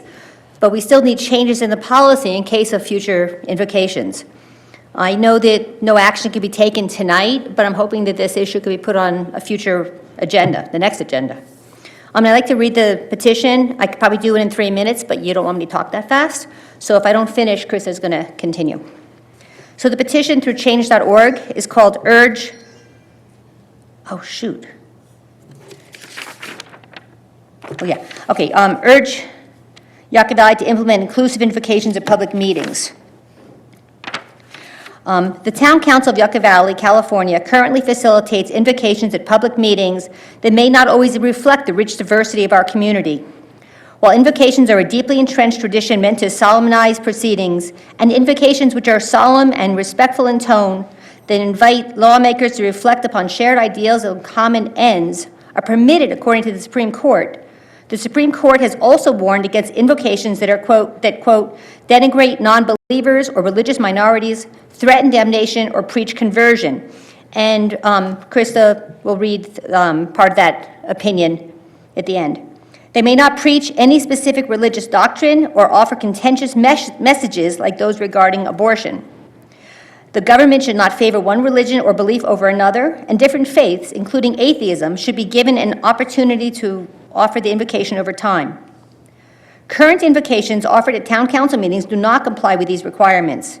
For example, at the November 4th town council meeting, the invocation preached explicitly against abortion and tacitly against trans rights, as well as calling audience members preparing to speak up for their First Amendment rights evil. Some quotes from that. We bring before your throne and into your nurturing, shepherding care our concerns for the most innocent, most defenseless among us, the unborn children in the womb, and we pray that you would restrain the evil that would seek to destroy these lives, even before they take their first breaths in the world. And we pray for our children and teens and for their teachers. I pray that our children in California schools shall not be captured by the deceitful, evil philosophies of man. We pray your will be done here on earth as it is in heaven, and we pray especially that evil be restrained here in this night and throughout our nation. Bring back peaceful, lawful discussion to the land of the free and the home of the brave. This was blatant proselytizing and denigration. While prayer is permitted and the speech of individuals speaking cannot be censored. Can I finish the sentence? Thank you so very much. We appreciate it very much. Krista Wargo. Hi, Krista. Hi. My name is Krista Wargo. I'm a Yucca Valley resident, been here since '96. All right, where were we? Now I lost my place. Where were you? Thank you for not starting the clock. I appreciate it. Yes, I appreciate that. No. Guidelines right there. Yeah. Sir. Okay. While prayer is permitted and the speech of individuals speaking cannot be censored, guidelines that invocations must focus on common values and solemnizing the occasion without proselytizing or denigrating any group must be enforced. This is not only a legal imperative, it also prevents alienating constituents. While these guidelines are included in the current policy, they are clearly not followed. Furthermore, the current policy regarding invocations at the Town Council of the Town of Yucca Valley, Resolution Number 13-02, states that it draws speakers from religious congregations with an established presence in the Town of Yucca Valley on a first-come, first-served, or other random basis. However, the religious and spiritual traditions of our residents are far broader than what is represented by these established congregations. In the policy, there is a letter inviting religious leaders from these established congregations to speak. This includes the following. You are free to offer the invocation according to the dictates of your own conscience. To maintain the spirit of respect and ecumenism, the Town Council requests only that the prayer opportunity not be exploited as an effort to convert others to the particular faith of the invocational speaker, nor to disparage any faith or belief different than that of the invocational speaker. This recent invocation, as well as others, did not abide by this guidance. In addition, the letters call for ecumenism, which is defined as the principle or aim of promoting unity among the world's Christian churches, directly violates the requirement not to favor any one religion. We propose amending the current policy as follows to make it more inclusive and to ensure compliance with the Constitution as clarified in the Supreme Court rulings. Make anyone either residing in Yucca Valley or acting as a spiritual or religious advisor to a resident of Yucca Valley eligible to offer the invocation. Advertise this opportunity publicly, not only to established religious congregations.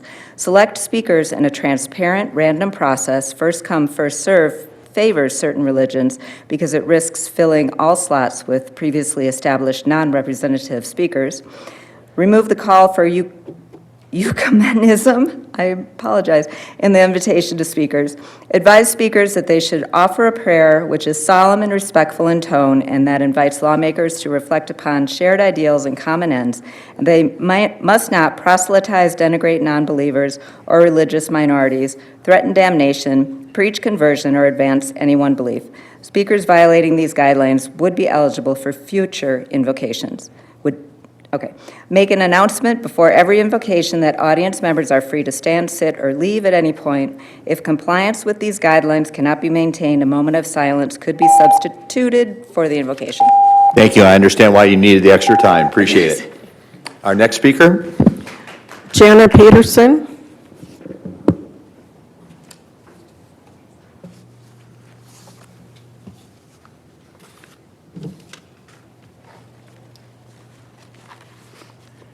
Jana Peterson, Morongo Valley. I'm speaking on the same thing that Krista and Janice did. I noticed there was no invocation tonight, so I was just wondering if our petition frightened you away from it or not. I was here at the meeting where the invocation that they're upset about, and I'm upset about it too. I was utterly appalled. I felt denigrated, and I'm a Christian, okay?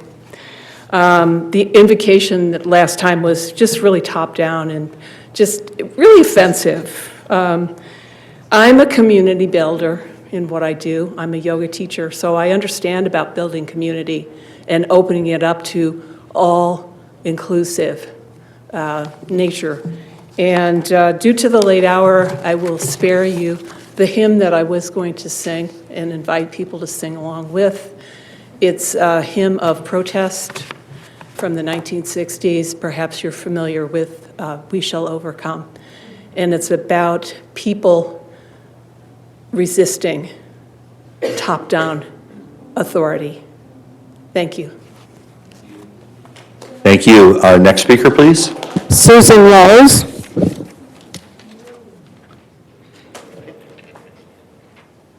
Welcome, Susan. Name and residence, please. Susan Wells, pardon me, Joshua Tree. Well, I'm here about the animal shelter again, as always. And it's too bad that we lost a nice, healthy dog today. Somebody had to kill it. You call it euthanize, but it's just plain out murder. We also need to, what happened to the euthanasia list? I mean, where was it posted? I don't think we saw it anywhere. Was it posted on the town? This last one, November, whatever it was, saying they had until the 21st? Anyways, I don't know where it went, but somebody put it up on the, online in our little Yucca Valley shelter thing, and it was like, where'd that come from? We also need to, increase the animal shelter budget by a lot.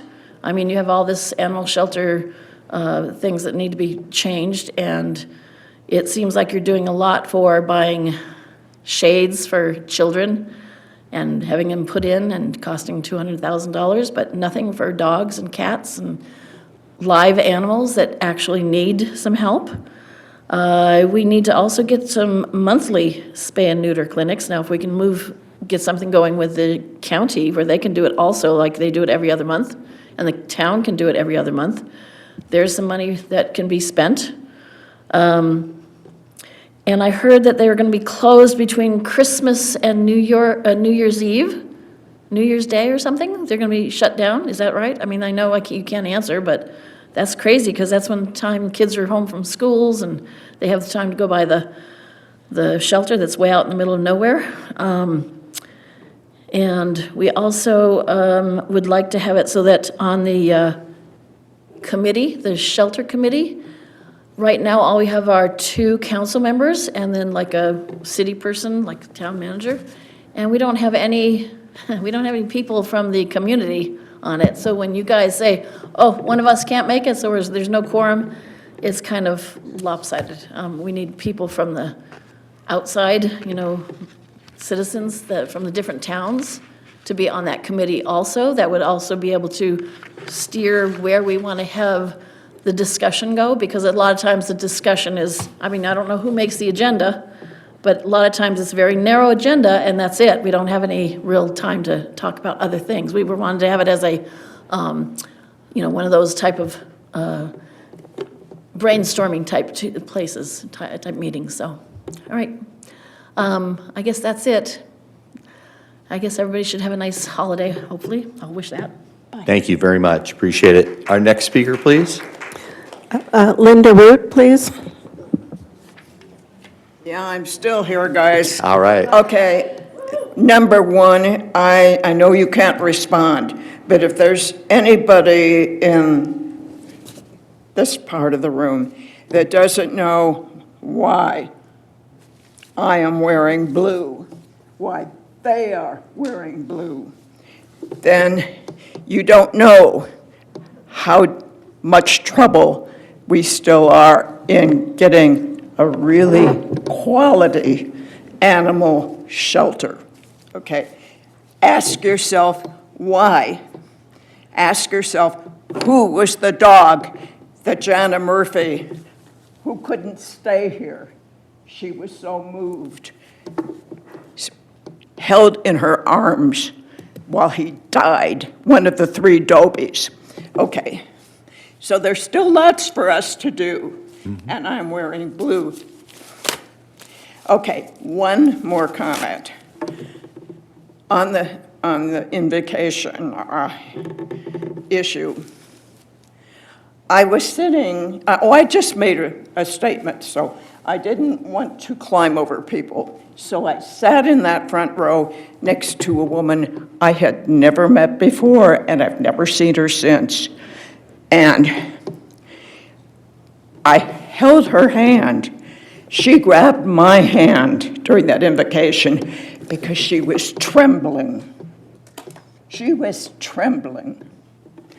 And then I looked around and I saw other people, not wild, crazy, XDA animal activists, not somebody who loves to speak in public, but people who came here on other issues. And some of them were trembling, and some of them were just absolutely stymied.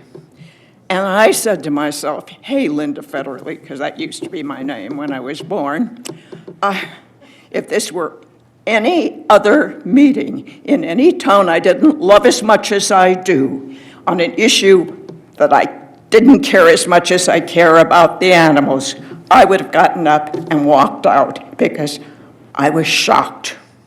Thank you. Another speaker? All right. Do we have any speakers online who would like to speak? Great. Again, when you're allowed to speak online? We do have one speaker. All right, very good. When you're allowed to speak, you'll have 3 minutes after you introduce yourself and your place of residence. Welcome. Deborah S., I have asked you to unmute. You have 3 minutes to speak. Can you hear me? Yes, Deborah. All right. Good evening, Mayor, council members, and town staff. I'm Dr. Deborah Savitt. I'm a Yucca Valley resident and hospice chaplain. And tonight I want to speak about something I believe is harming the integrity of our town's invocation policy. Earlier today, I found a phrase that perfectly describes what's happening here. Religious discrimination by elimination. This is not the kind of discrimination that shouts or openly attacks minority faiths. It's quieter, it's subtle, and it often comes wrapped in the appearance of neutrality. Religious discrimination by elimination happens when a government or institution doesn't explicitly condemn other belief systems, but instead excludes them, removes them, or makes them invisible. It is discrimination practiced through omission instead of confrontation. And this is exactly what we're seeing in Yucca Valley. Our own resolution 13-02 says the town must maintain neutrality and allow a variety of religious voices to offer invocations. But in practice, the town only invites traditional building-based Christian churches. Everyone else, interfaith clergy, earth-based past, indigenous spiritualities, metaphysical practitioners, non-theistic groups, home-based congregations are effectively excluded. They are not on the congregations list, and therefore they never receive an invitation. That is religious discrimination by elimination. It happens when one religion consistently receives the microphone. Other faith traditions are quietly erased. Diversity is removed under the appearance of tradition. Legitimacy is defined so narrowly that whole communities are shut out. This kind of system is quiet, systematic, and easily denied, but is still discriminatory, and it sends a message that only certain spiritual identities are welcome or legitimate in our civic spaces. And this is not just my opinion. The courts have already addressed this. In Williamson versus Brevard County, 2019, the court struck down a nearly identical practice. The county limited invocation speakers to physical building-based congregations, just like Yucca Valley does now. The court ruled that restricting participation in this way discriminates against smaller minority, non-traditional faiths, and that government cannot claim neutrality while excluding diverse religious expressions. Yet here, the town's congregations list does exactly that. By limiting eligibility to traditional churches, Yucca Valley is effectively eliminating entire categories of belief systems that exist throughout our community. This is not neutrality, that is not diversity, and it is not consistent with our own policy or with constitutional standards. So I respectfully ask the council to take these simple steps. Reevaluate the invocation policy to ensure all faiths and belief systems, not only building-based churches, are eligible. Update the speaker list to include independent clergy, interfaith leaders, non-traditional. Thank you so very much. Appreciate it. Any other people online ready to speak? Yes, Mr. Mayor, D. Persinger, you have 3 minutes to speak. I have asked you to unmute. We'll start the clock after you introduce yourself and your place of residence. Hello, this is, I'm Diana Persinger from Yucca Valley. I apologize if I misunderstood on what exactly topics I cannot speak about right now. But I did want to just go over a couple of the shelter updates that I wanted to say thank you so much for your guys' wonderful choice of a shelter manager. We're all looking forward to that. As the new shelter manager that was chosen, looking forward to her signing on and putting forward some of these ideas that we've all been talking about for the last year. And I do agree with Susan there. I'm hoping that you guys will consider having a community member or two, you know, whether it be voted in or whatever, that kind of helps represent all of us advocates in the community and kind of brings us together to work together more efficiently instead of always seeming like we're working against each other. And I also agree that we definitely need a larger budget for the shelter, and I'm hoping for the clinics, whether it be spay neuter, which is the most needed because that's what's overcrowding, or if it's just vaccinations. But and then I was also had a concern about the interim vet that we have, just because her distance is so far away, and I'm wondering, you know, at what point do you guys decide to use like the local vets instead, whether it's BCA or companion or calling in? I'm not sure if you guys are open to, if she's even willing either, Dr. Petrus, you know, somebody that's more closer, because I got a peek at an invoice that every time the interim vet comes out, it's going to be $1,000 just for the drive alone. And I'm thinking that could be better used for the animals in another way, whether it be behavioral or medical, maybe that could have helped Blue. I don't know. And then, Katinka was just recently euthanized, and I'm wondering who did that. Did we have to have a trip just for euthanasias? Is it, how often? Okay. Anyways, I got to move on. And I just want to say that it would be very, very valuable to have the websites updated for rescue only, so we can help network and keep euthanasia down. You can, save the 20-minute phone call that I just had with an employee today, that everybody will have to have if they have to constantly call in, because there was no adoptables listed at all. And then the rescue only list was not updated. And we're spinning our wheels trying to link directly with rescues, before the deadline. And so we don't know when the deadline really is, and we have limited hours to kind of get the information that's needed. So please consider volunteers for the websites. Thank you so very much for taking the time to call in tonight. Thank you. Any other people online? Oh, good. Another one. Introduce yourself and name of residence. Greg G., I have requested you to unmute. You have 3 minutes to speak.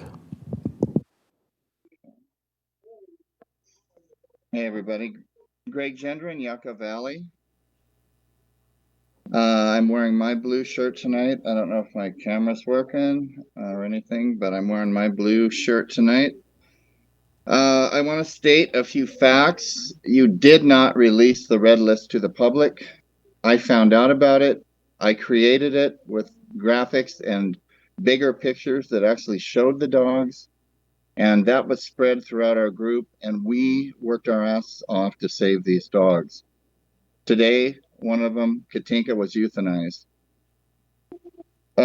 You're not being transparent. You're not providing complete public records. You're not responding to emails about things such as incomplete public records and the Doberman situation.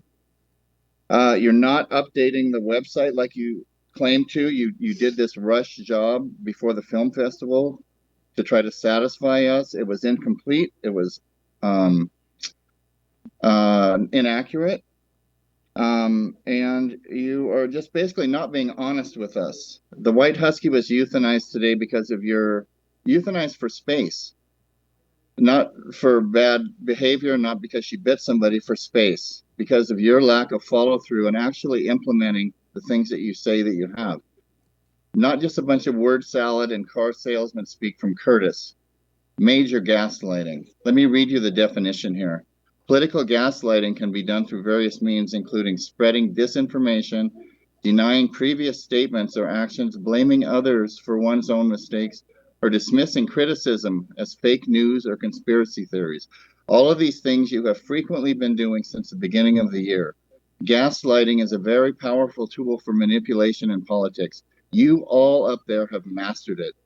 By creating confusion and doubt with all your gaslighting, you're controlling the narrative, deflecting the blame, and maintaining the power of failing our Yucca Valley animals at the shelter. Do better. Thank you very much. Anyone else online? Well, first of all, I thank staff and legal counsel that we've allowed online comments and people to be able to get here, because sometimes it's hard to come in person.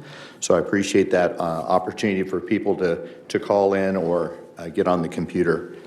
Let's move on to our staff reports and comments. Thank you, Mayor and Council. We have a new face here at the dais today, so welcome to Captain Scoville. As you know, Captain Warwick was transferred out to a different assignment up at headquarters, and so we're super excited to have Captain Scoville and Lieutenant Huff back there. Thank you for showing up today. We'll do a formal introduction at your next council meeting on that. We didn't think it would be fair for the captain to report back to you after 24 hours in the seat. So welcome, Captain. Appreciate having you here. Deborah, you have anything for the team tonight? No, just happy birthday and happy holidays. Thanks. Frank? I do not, but Ms. Ernest has some holiday updates. holiday event update in under a minute. We have December 3rd, tomorrow night, 5 to 7 p.m., tree lighting ceremony at Founders Plaza in Old Town, tree lighting, Santa visits, youth commission refreshments, caroling, and dance performances. December 6th, this Saturday, holiday celebration here at the community center, 80 tons of snow, Santa visits, over 50 artisans, come and do your shopping, ornament making at the High Desert Nature Museum, youth commission cookies and cocoa. December 13th, Festival Lights Parade by Yucca Valley Rotary at 5:30 in Old Town. Go to sunsetrotary.org for information. December 13th, Yucca Valley Senior Center, Christmas dinner dance. Tickets are $15. Get them at the Senior Center. December 18th, Christmas lunch at the Senior Center. Thanks, Sue, appreciate that. So this weekend, this room will be transformed into a really, really cool marketplace. Encourage you and your friends to come out for some Christmas shopping, holiday shopping. Alex, updates today. Good evening, Mayor and Council. Just a brief update on the major projects that's going on with the town of Yucca Valley. I'll start first with the Aquatic Center. As of today, we are about 68% complete on that project.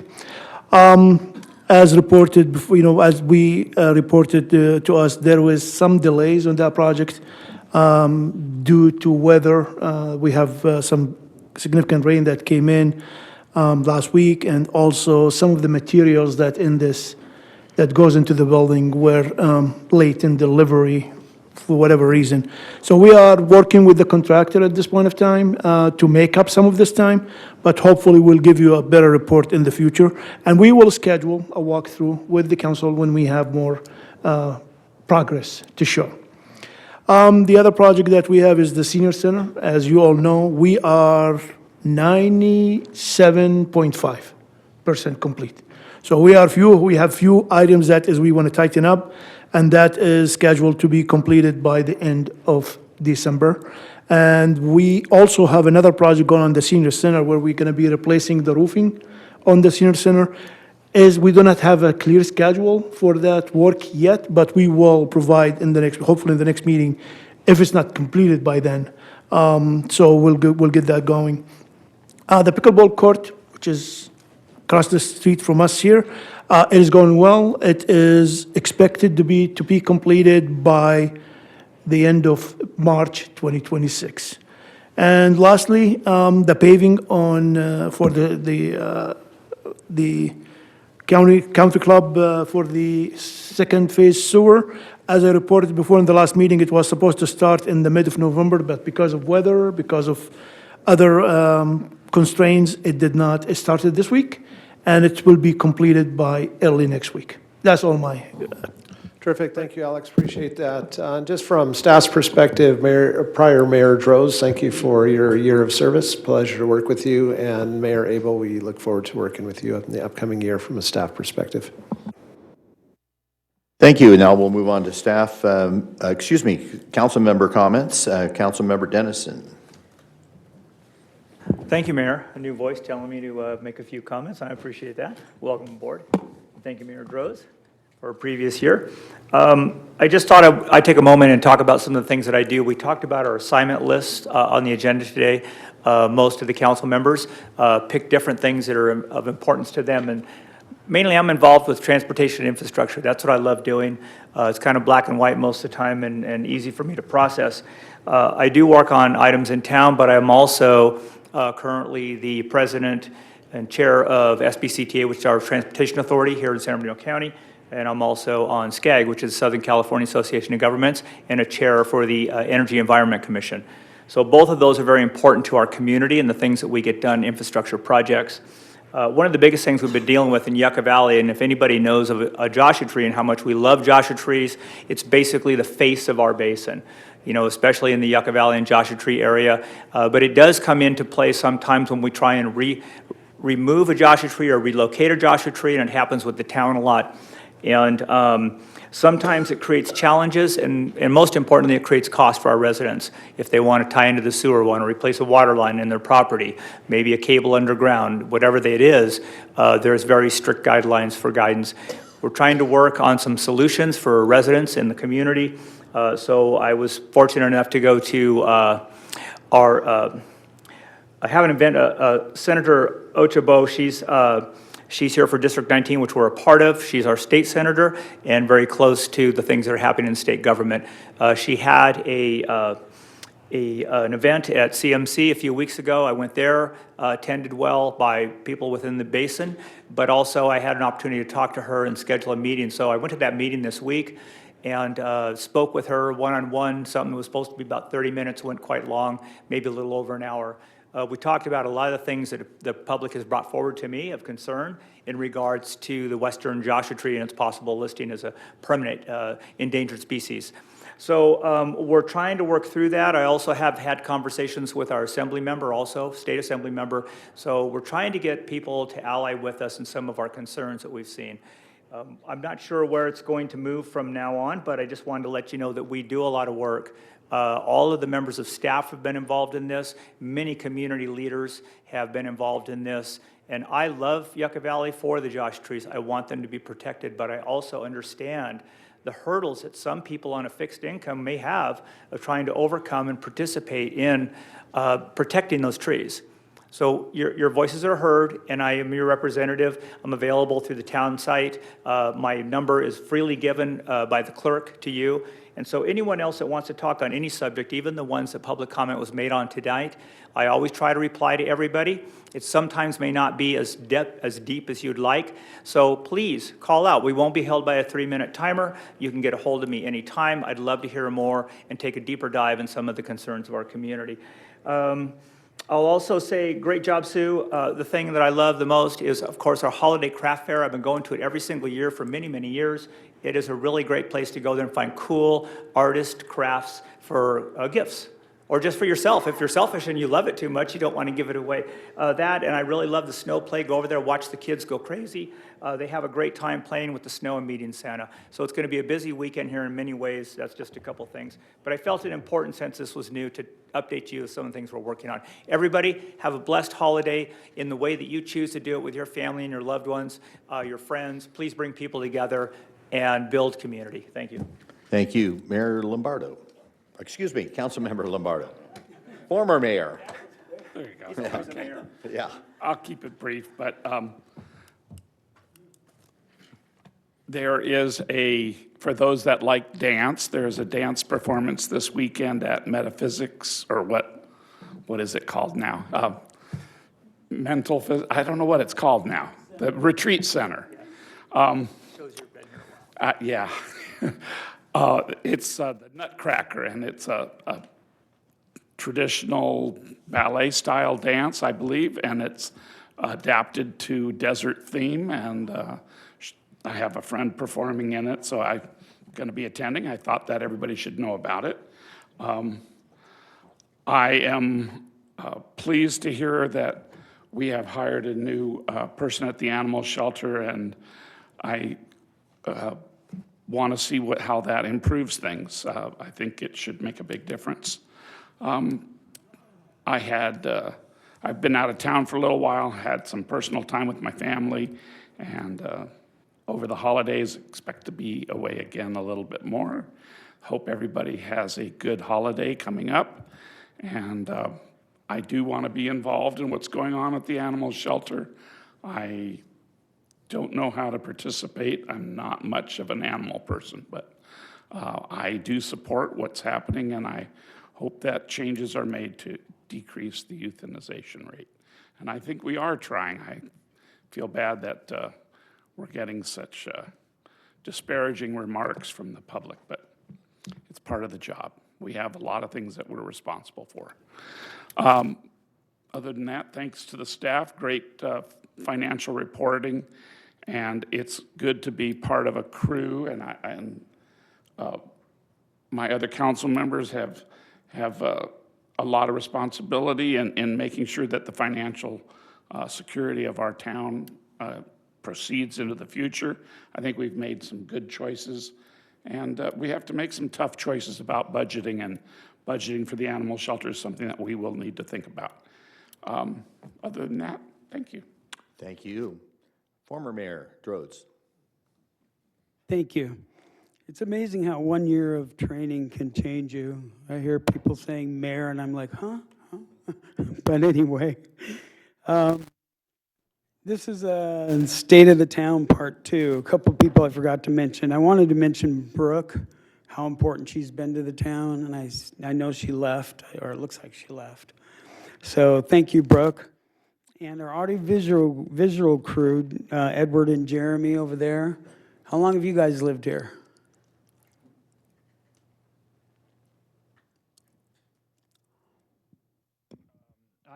I've been here since kindergarten, so 1984. Yeah. Love it. Love the town. I moved away, went to LA for a year, came back, would never leave. All right, thanks. And how about you? I've been here a little over a decade. I don't think I'd be able to tell you how long, but I'm 24 now. I think I came here around 4th grade. All right. Well, thanks for everything you two do also. And I'll see everybody at all the holiday festivities this week. We have a lot going on between the town, and next week the light parade, and there's a lot of stuff. So have a great month. I'll see you around town. I'll see you in January at our next meeting. Mayor Pro Tem? Quickly, I did attend the Veterans Tribute over in 29 Palms in November, and that was during the government shutdown, so they were challenged with the lack of participation from the Marine Corps base. But Mayor Steve Bilderain did a great job filling in and making it work over there. Looking forward to us doing it in Yucca Valley next year. Welcome to Captain Scoville. Well, I guess we're going to hear more about it next time, but welcome. And also the street crew, the storm cleanup during all that rain, just shout out to them. It's been pretty challenging, but their immediate response has been terrific. And then finally, thank you to Mayor Droz for your year as mayor. It's not always easy, but good job being everywhere. Thank you. Thank you for everyone who attended tonight and all your thoughtful comments. We appreciate it. Just last few things. I wanted to let the council know that I got a notification from the director of Amy's Purpose, the scholarship that the town had given for supporting a vet tech. That scholarship recipient was local, Kaylee Maravels. She got not only did the scholarship, got the credentialing, worked for Dr. Linda Colburn, and now she is hired full-time as a veterinarian technician. And as you know, there's a lot of shortage for vet techs. So that was a nice win, and I want to let you know that that scholarship did go to a local resident, and she's fully employed in her occupation. Again, I want to invite everyone to come to the tree lighting festivities. Can't wait to be able to host that. It begins at 5 o'clock. We'll light the tree at 6. The tree's not as visible as it was on the corner, but I think once the lights go on, it'll be plenty visible. One of the reasons we wanted to move the tree to that location is to encourage people to shop local and be down there with our small businesses. They need the support of the community, and for our residents to come and holiday shop. There's so many things in the department store that don't have character and don't really mean a whole lot, but when you go into our small shops that have all those handcrafted items that are so unique, if you have somebody that's hard to buy for, that aunt that seems to have everything, I think you could find something in our downtown local shops down there in the Old Town area. I want to also thank all the nonprofits for hosting food drives during the holidays and all the holiday meals that were provided. I heard on Z1077 organization after organization after organization that was feeding people for the holidays and also collecting food. There's a local food drive still going on at the Front Wave Bank here in Yucca Valley, so they're looking for canned goods for the holidays. It just shows how generous our community is. We're a small community. We're not financially wealthy. We have limited resources, and yet our people, our residents, are so giving, willing to volunteer their time and their money and their efforts to help others, and we really appreciate it. And it really does reflect the spirit of Yucca Valley. Many of our constituents, especially up on the Mesa, are concerned about all the outages going on with Southern Cal Edison. So I've asked staff to bring our Southern Cal Edison representative to our meeting to do a presentation. So to clarify why we have so many outages in that particular part of town and what they're doing to safeguard or to try to improve service by at the same time keeping us safe from wildfires. So please attend that meeting and please hear the presentation from Southern Cal Edison. Last, I would like to invite you to please take a piece of cake home. Alex and I have very, we have very, I don't know, we'll probably go and take too many pieces ourselves. So we have no self-control. So if you could take those away from us, you will help Alex and I very much.